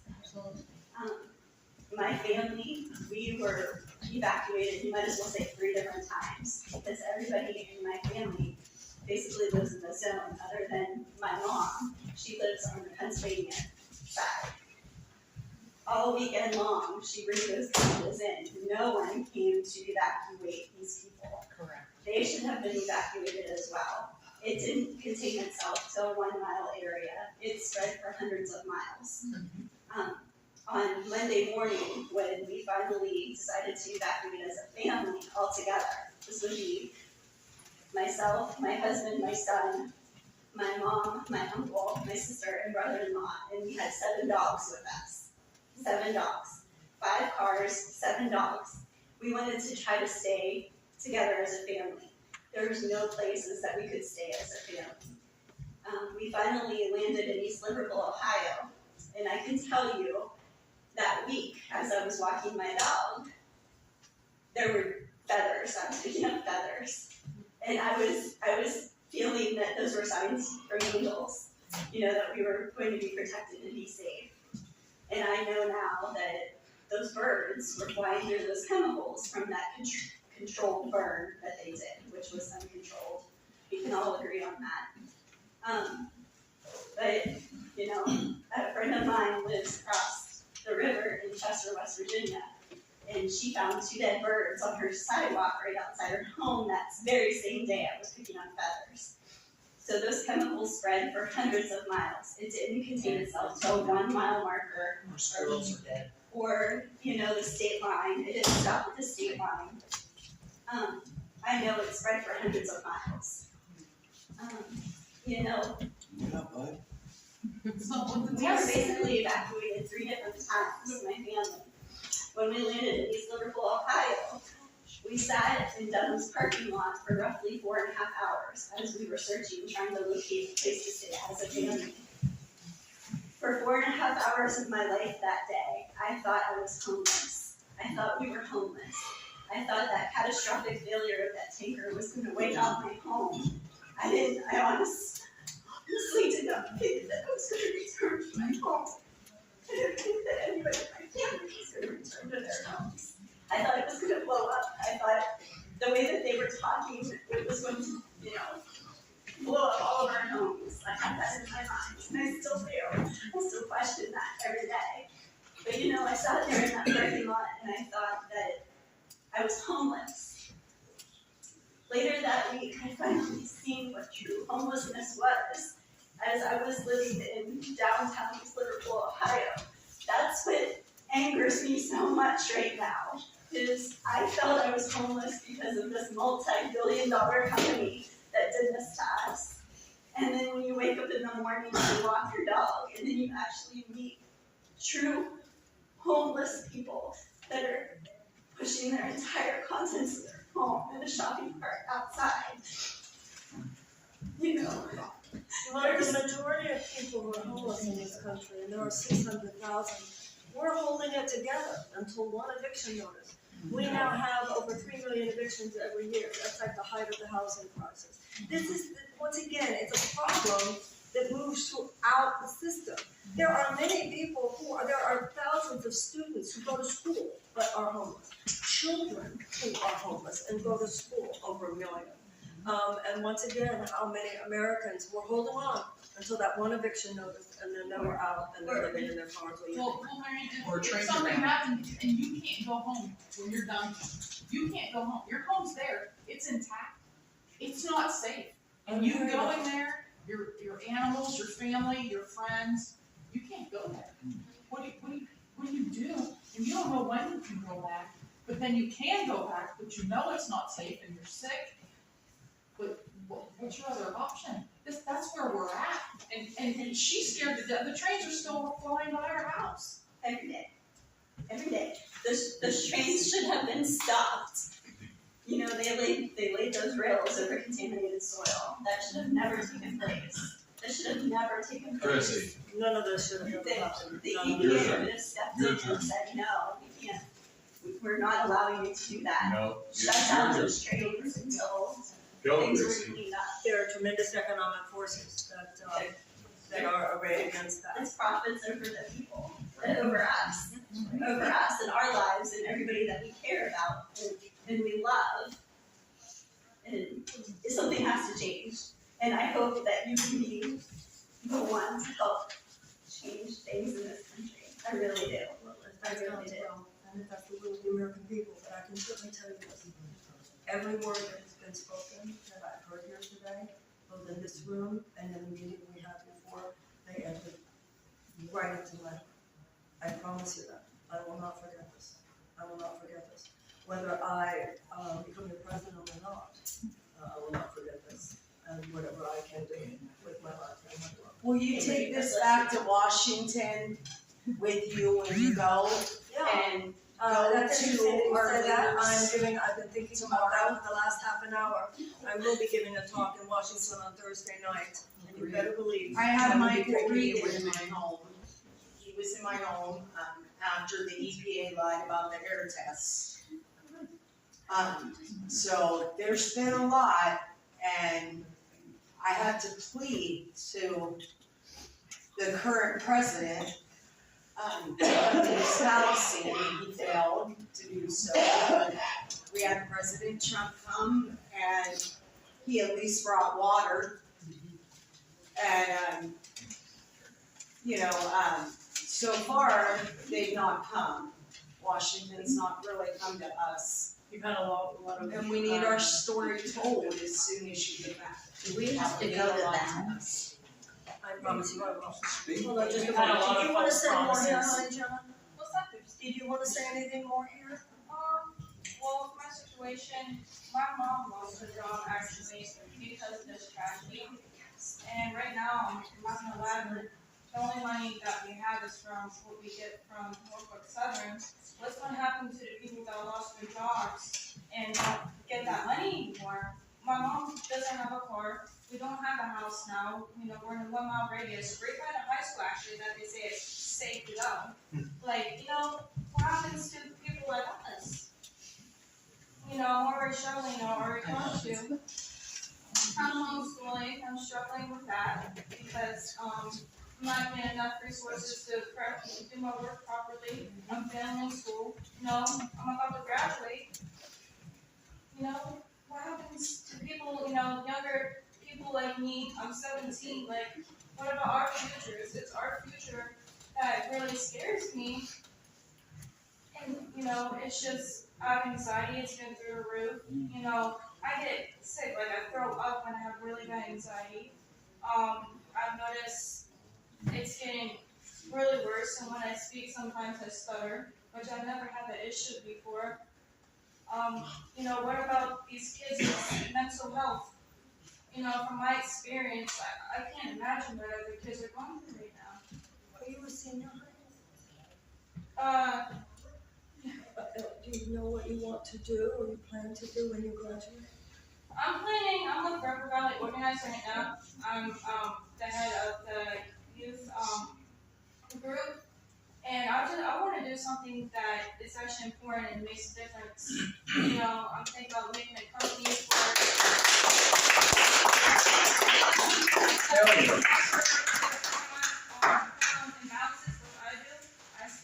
things like that, difference, anything to help teenagers, to help people. I want to make a difference somehow. I think I can say, probably for everybody here, I have a real strong sense of humor.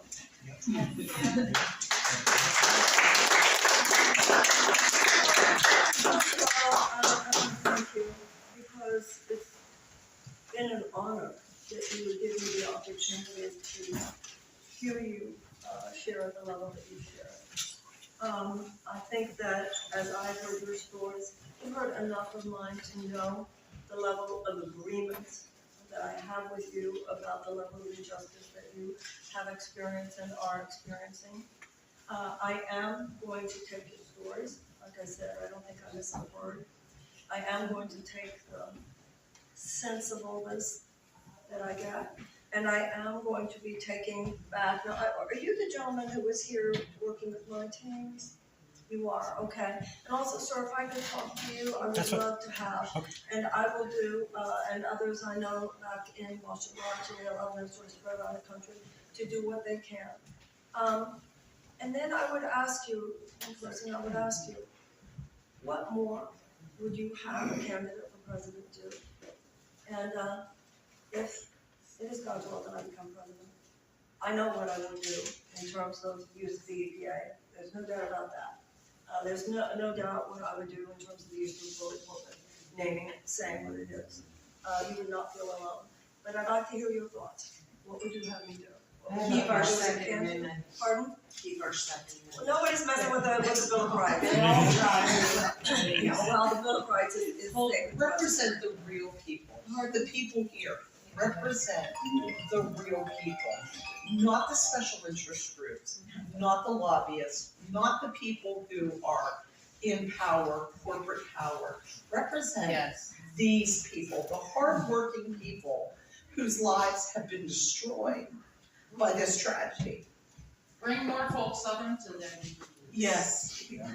Hold people accountable that should be held accountable. Yes. Right. Because that is not happening. Right?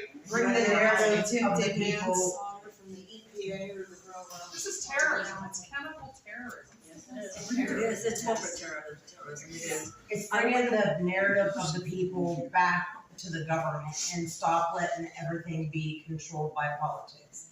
And I value right now, if your first thing you do as president is fire Mark Durno, I will vote for you.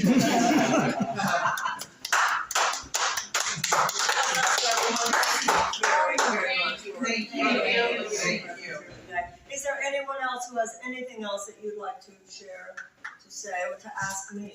Yes. Marion, I would just point out that, you know, a lot of us are here today because of social media. Yes. And that's how a lot of us were able to make an independent decision to leave our homes if we were not in that radius. Right. And we're leaving out a large part of this area by not having someone go on TV to talk about it, to go door to door. This is an older community. There are a lot of senior citizens that even if they have social media, they don't know how to properly operate it, or they don't check it as much. Right. So if it wasn't for me, my grandmother wouldn't have left her home in Eden Valley either. And how many people were left in their home and now are gonna have to pay the cost because they didn't have access to social media, which is where the people live. And it was the people that protected everyone in this community, not anyone else. And surrounding communities, we got more help from surrounding communities and communities around the United States than we did from our own government. And speaking of also social media, I hope all of you will go to my website, marianne2024.com. And one of the things you'll see is that the essence of my campaign actually is recognizing what has happened in this country, that corporations exercise the Get the corporations off of the media so that they Yes, watch ma'am. take the corporations out of the media so that they can actually report. Well, unfortunately, they own, that's the problem. Mainstream media is owned by a conglomeratization of these same kinds of companies. That is why independent media is so important. Yes. I'm not actually from this area, but I do have loved ones in New Waterford, which is about a town over, and my eyes are burning right now, by the way. What can I do personally, or have people do, because I know there's a media blackout on you. Yeah, there sort of is, because I'm saying the things I'm saying, because I'm saying the things I'm saying. There absolutely is a lot of corporate owned media is saying, oh, she's not someone to take seriously, because I'm taking you seriously. They say you're not supposed to take me seriously. Yes. What can I do personally to try and Well, thank you. as much as I can. I listen to Kyle. Kyle Crystal, who I officiated at their marriage the other day. Yes. Well, thank you for asking. Go to marianne2024.com.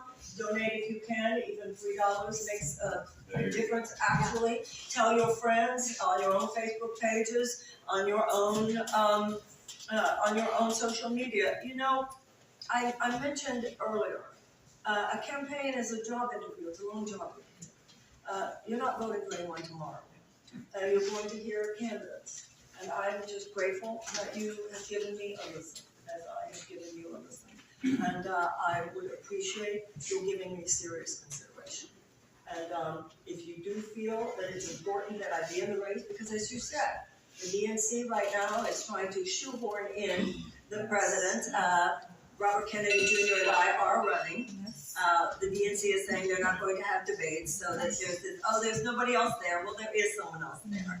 And this is a very important time in American history. I don't need to tell you, for all the reasons that we're talking about. And if ever there was a time when people should be listening to as wide array of options as are possible, it should be you deciding. And anything you can do, whether it's on Twitter, supporting debates, or just, this is how energy happens in America. Just like so many people have mentioned here today, I used my voice. That's what you can do. You can use your voice on my behalf. Thank you. Yes, and then, yes. Oh, yes, I'd be glad to do that. Of course. Can we Yes, thank ma'am. the child for having us? Can we thank the child? Of course. We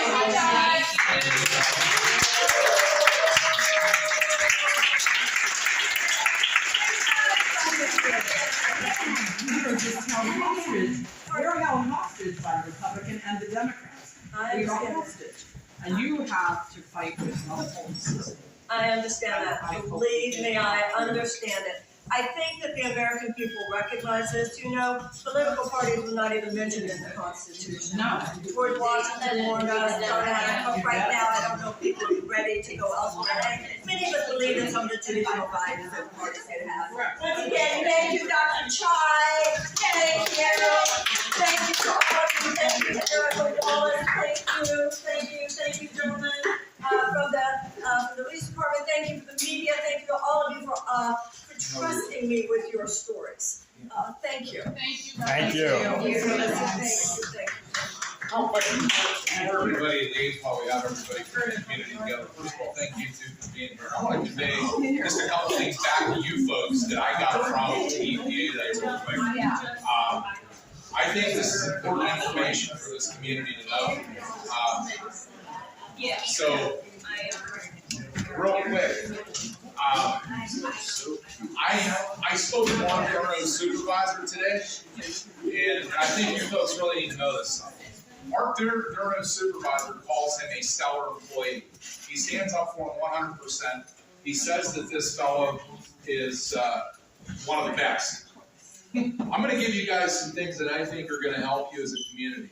I told you before, I care, I won't stop fighting, and I genuinely love my people here. I want to tell you just a few things that I think you need to do. Number one, you need to document what is going on here, demand accountability. You need a blueprint for the clean process, starting from the top, water runs downhill. I did get an admission today that chemicals are offsetting through our buildings. I got an admission from the EPA today that they did not clean up the burn pit. I also have an admission from them that they have contained the state line water facility as being separate, and it is also a situation where it is going to be addressed and cleaned. One thing I would do is, as this process goes through and you go to these meetings when they're talking about soil and water samples, make sure that as these results are given to you with the alligator symbol greater or less than, that you demand a level of health assessment. So for example, what you want to see is if I live in East Palestine, Ohio, compared to the next community over as a baseline, this is some things you need to demand. I'm going to help you. I'm not in town very much, but I will help if anybody calls. I will do anything I can. What you need to do is demand, we have a baseline. You need to demand that if my risk of being here is assessed, where will I be in 5 years daily exposed to this amount of chemical versus the next community over? The golden rules of this world are the two that everybody knows about. You should treat people the way that you want to be treated, number one. And the other one is, he who holds the gold makes the rules, right? Okay, we're dealing with people that are operating on the second part of this. The people that are holding the gold are making the rules, but you do matter. You can represent yourself. You can stand up. And when you go to these meetings, demand statistics stating, where have you been in your job assignments, Mark Durno? What were the convictions in court? How much money did you lose for the taxpayers? Ask for statistics based on facts. And when you represent yourselves as people, remember, you're very intelligent. You are the best of the best and never think less. You are good people, and you're in a bad place. And I'm going to tell you something. Prayer is key. But the fact that you go in and you demand statistics, you demand that you see results, you demand that you see that this is being done correctly is key. And another thing I would highly recommend, nobody has more skin in this game other than the people in East Palestine. We all agree? Amen. Yeah, what we need is a community of middle people that will lay in front of this board, which has never been done with the EPA. I don't believe they'll allow it, but I would request it. We need average people from this town that are intelligent to represent our people and go to that board as a middle status of accepting what they are doing or not doing back to us. Okay? And there needs to be a group put together, that 5, 6 people that can say, hey, we like what you're doing to clean the creek, or we don't.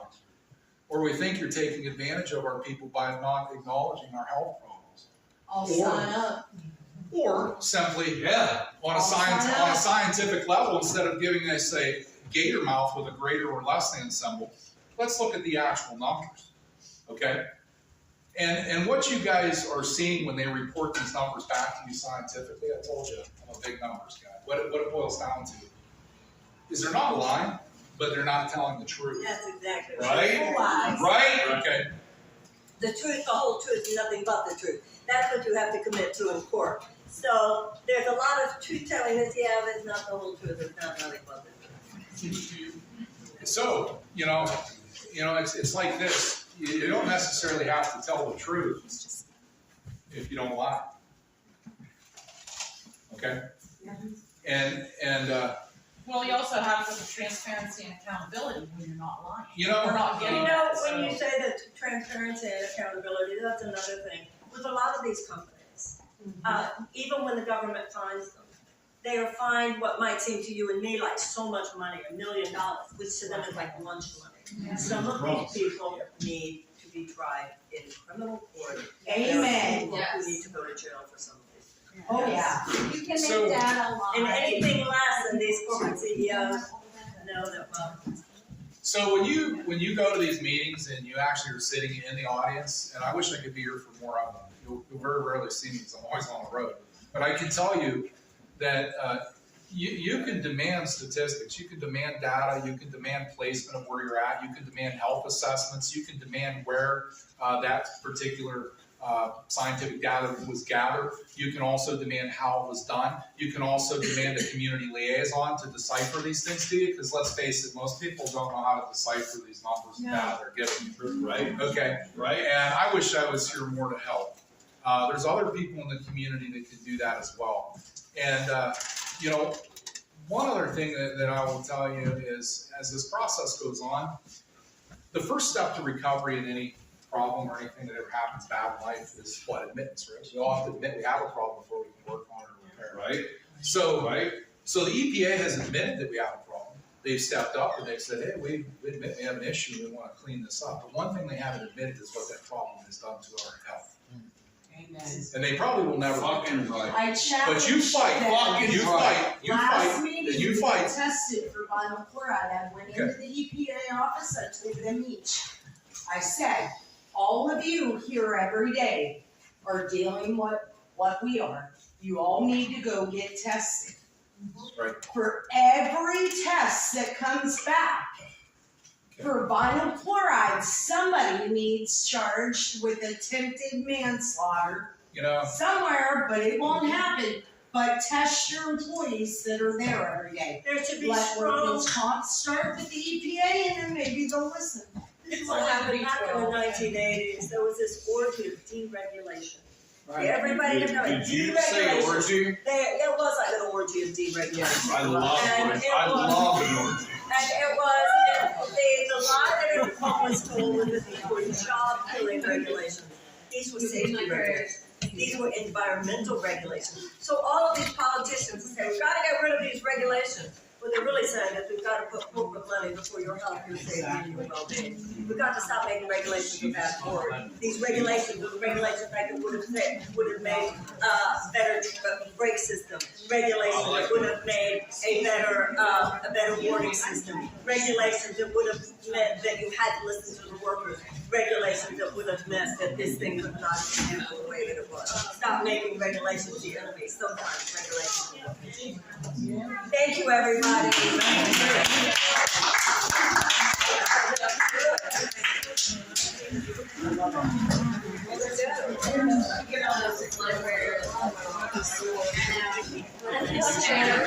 It's like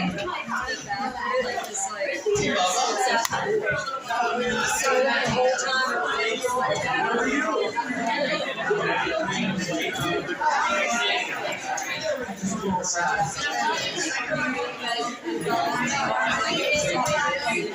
you.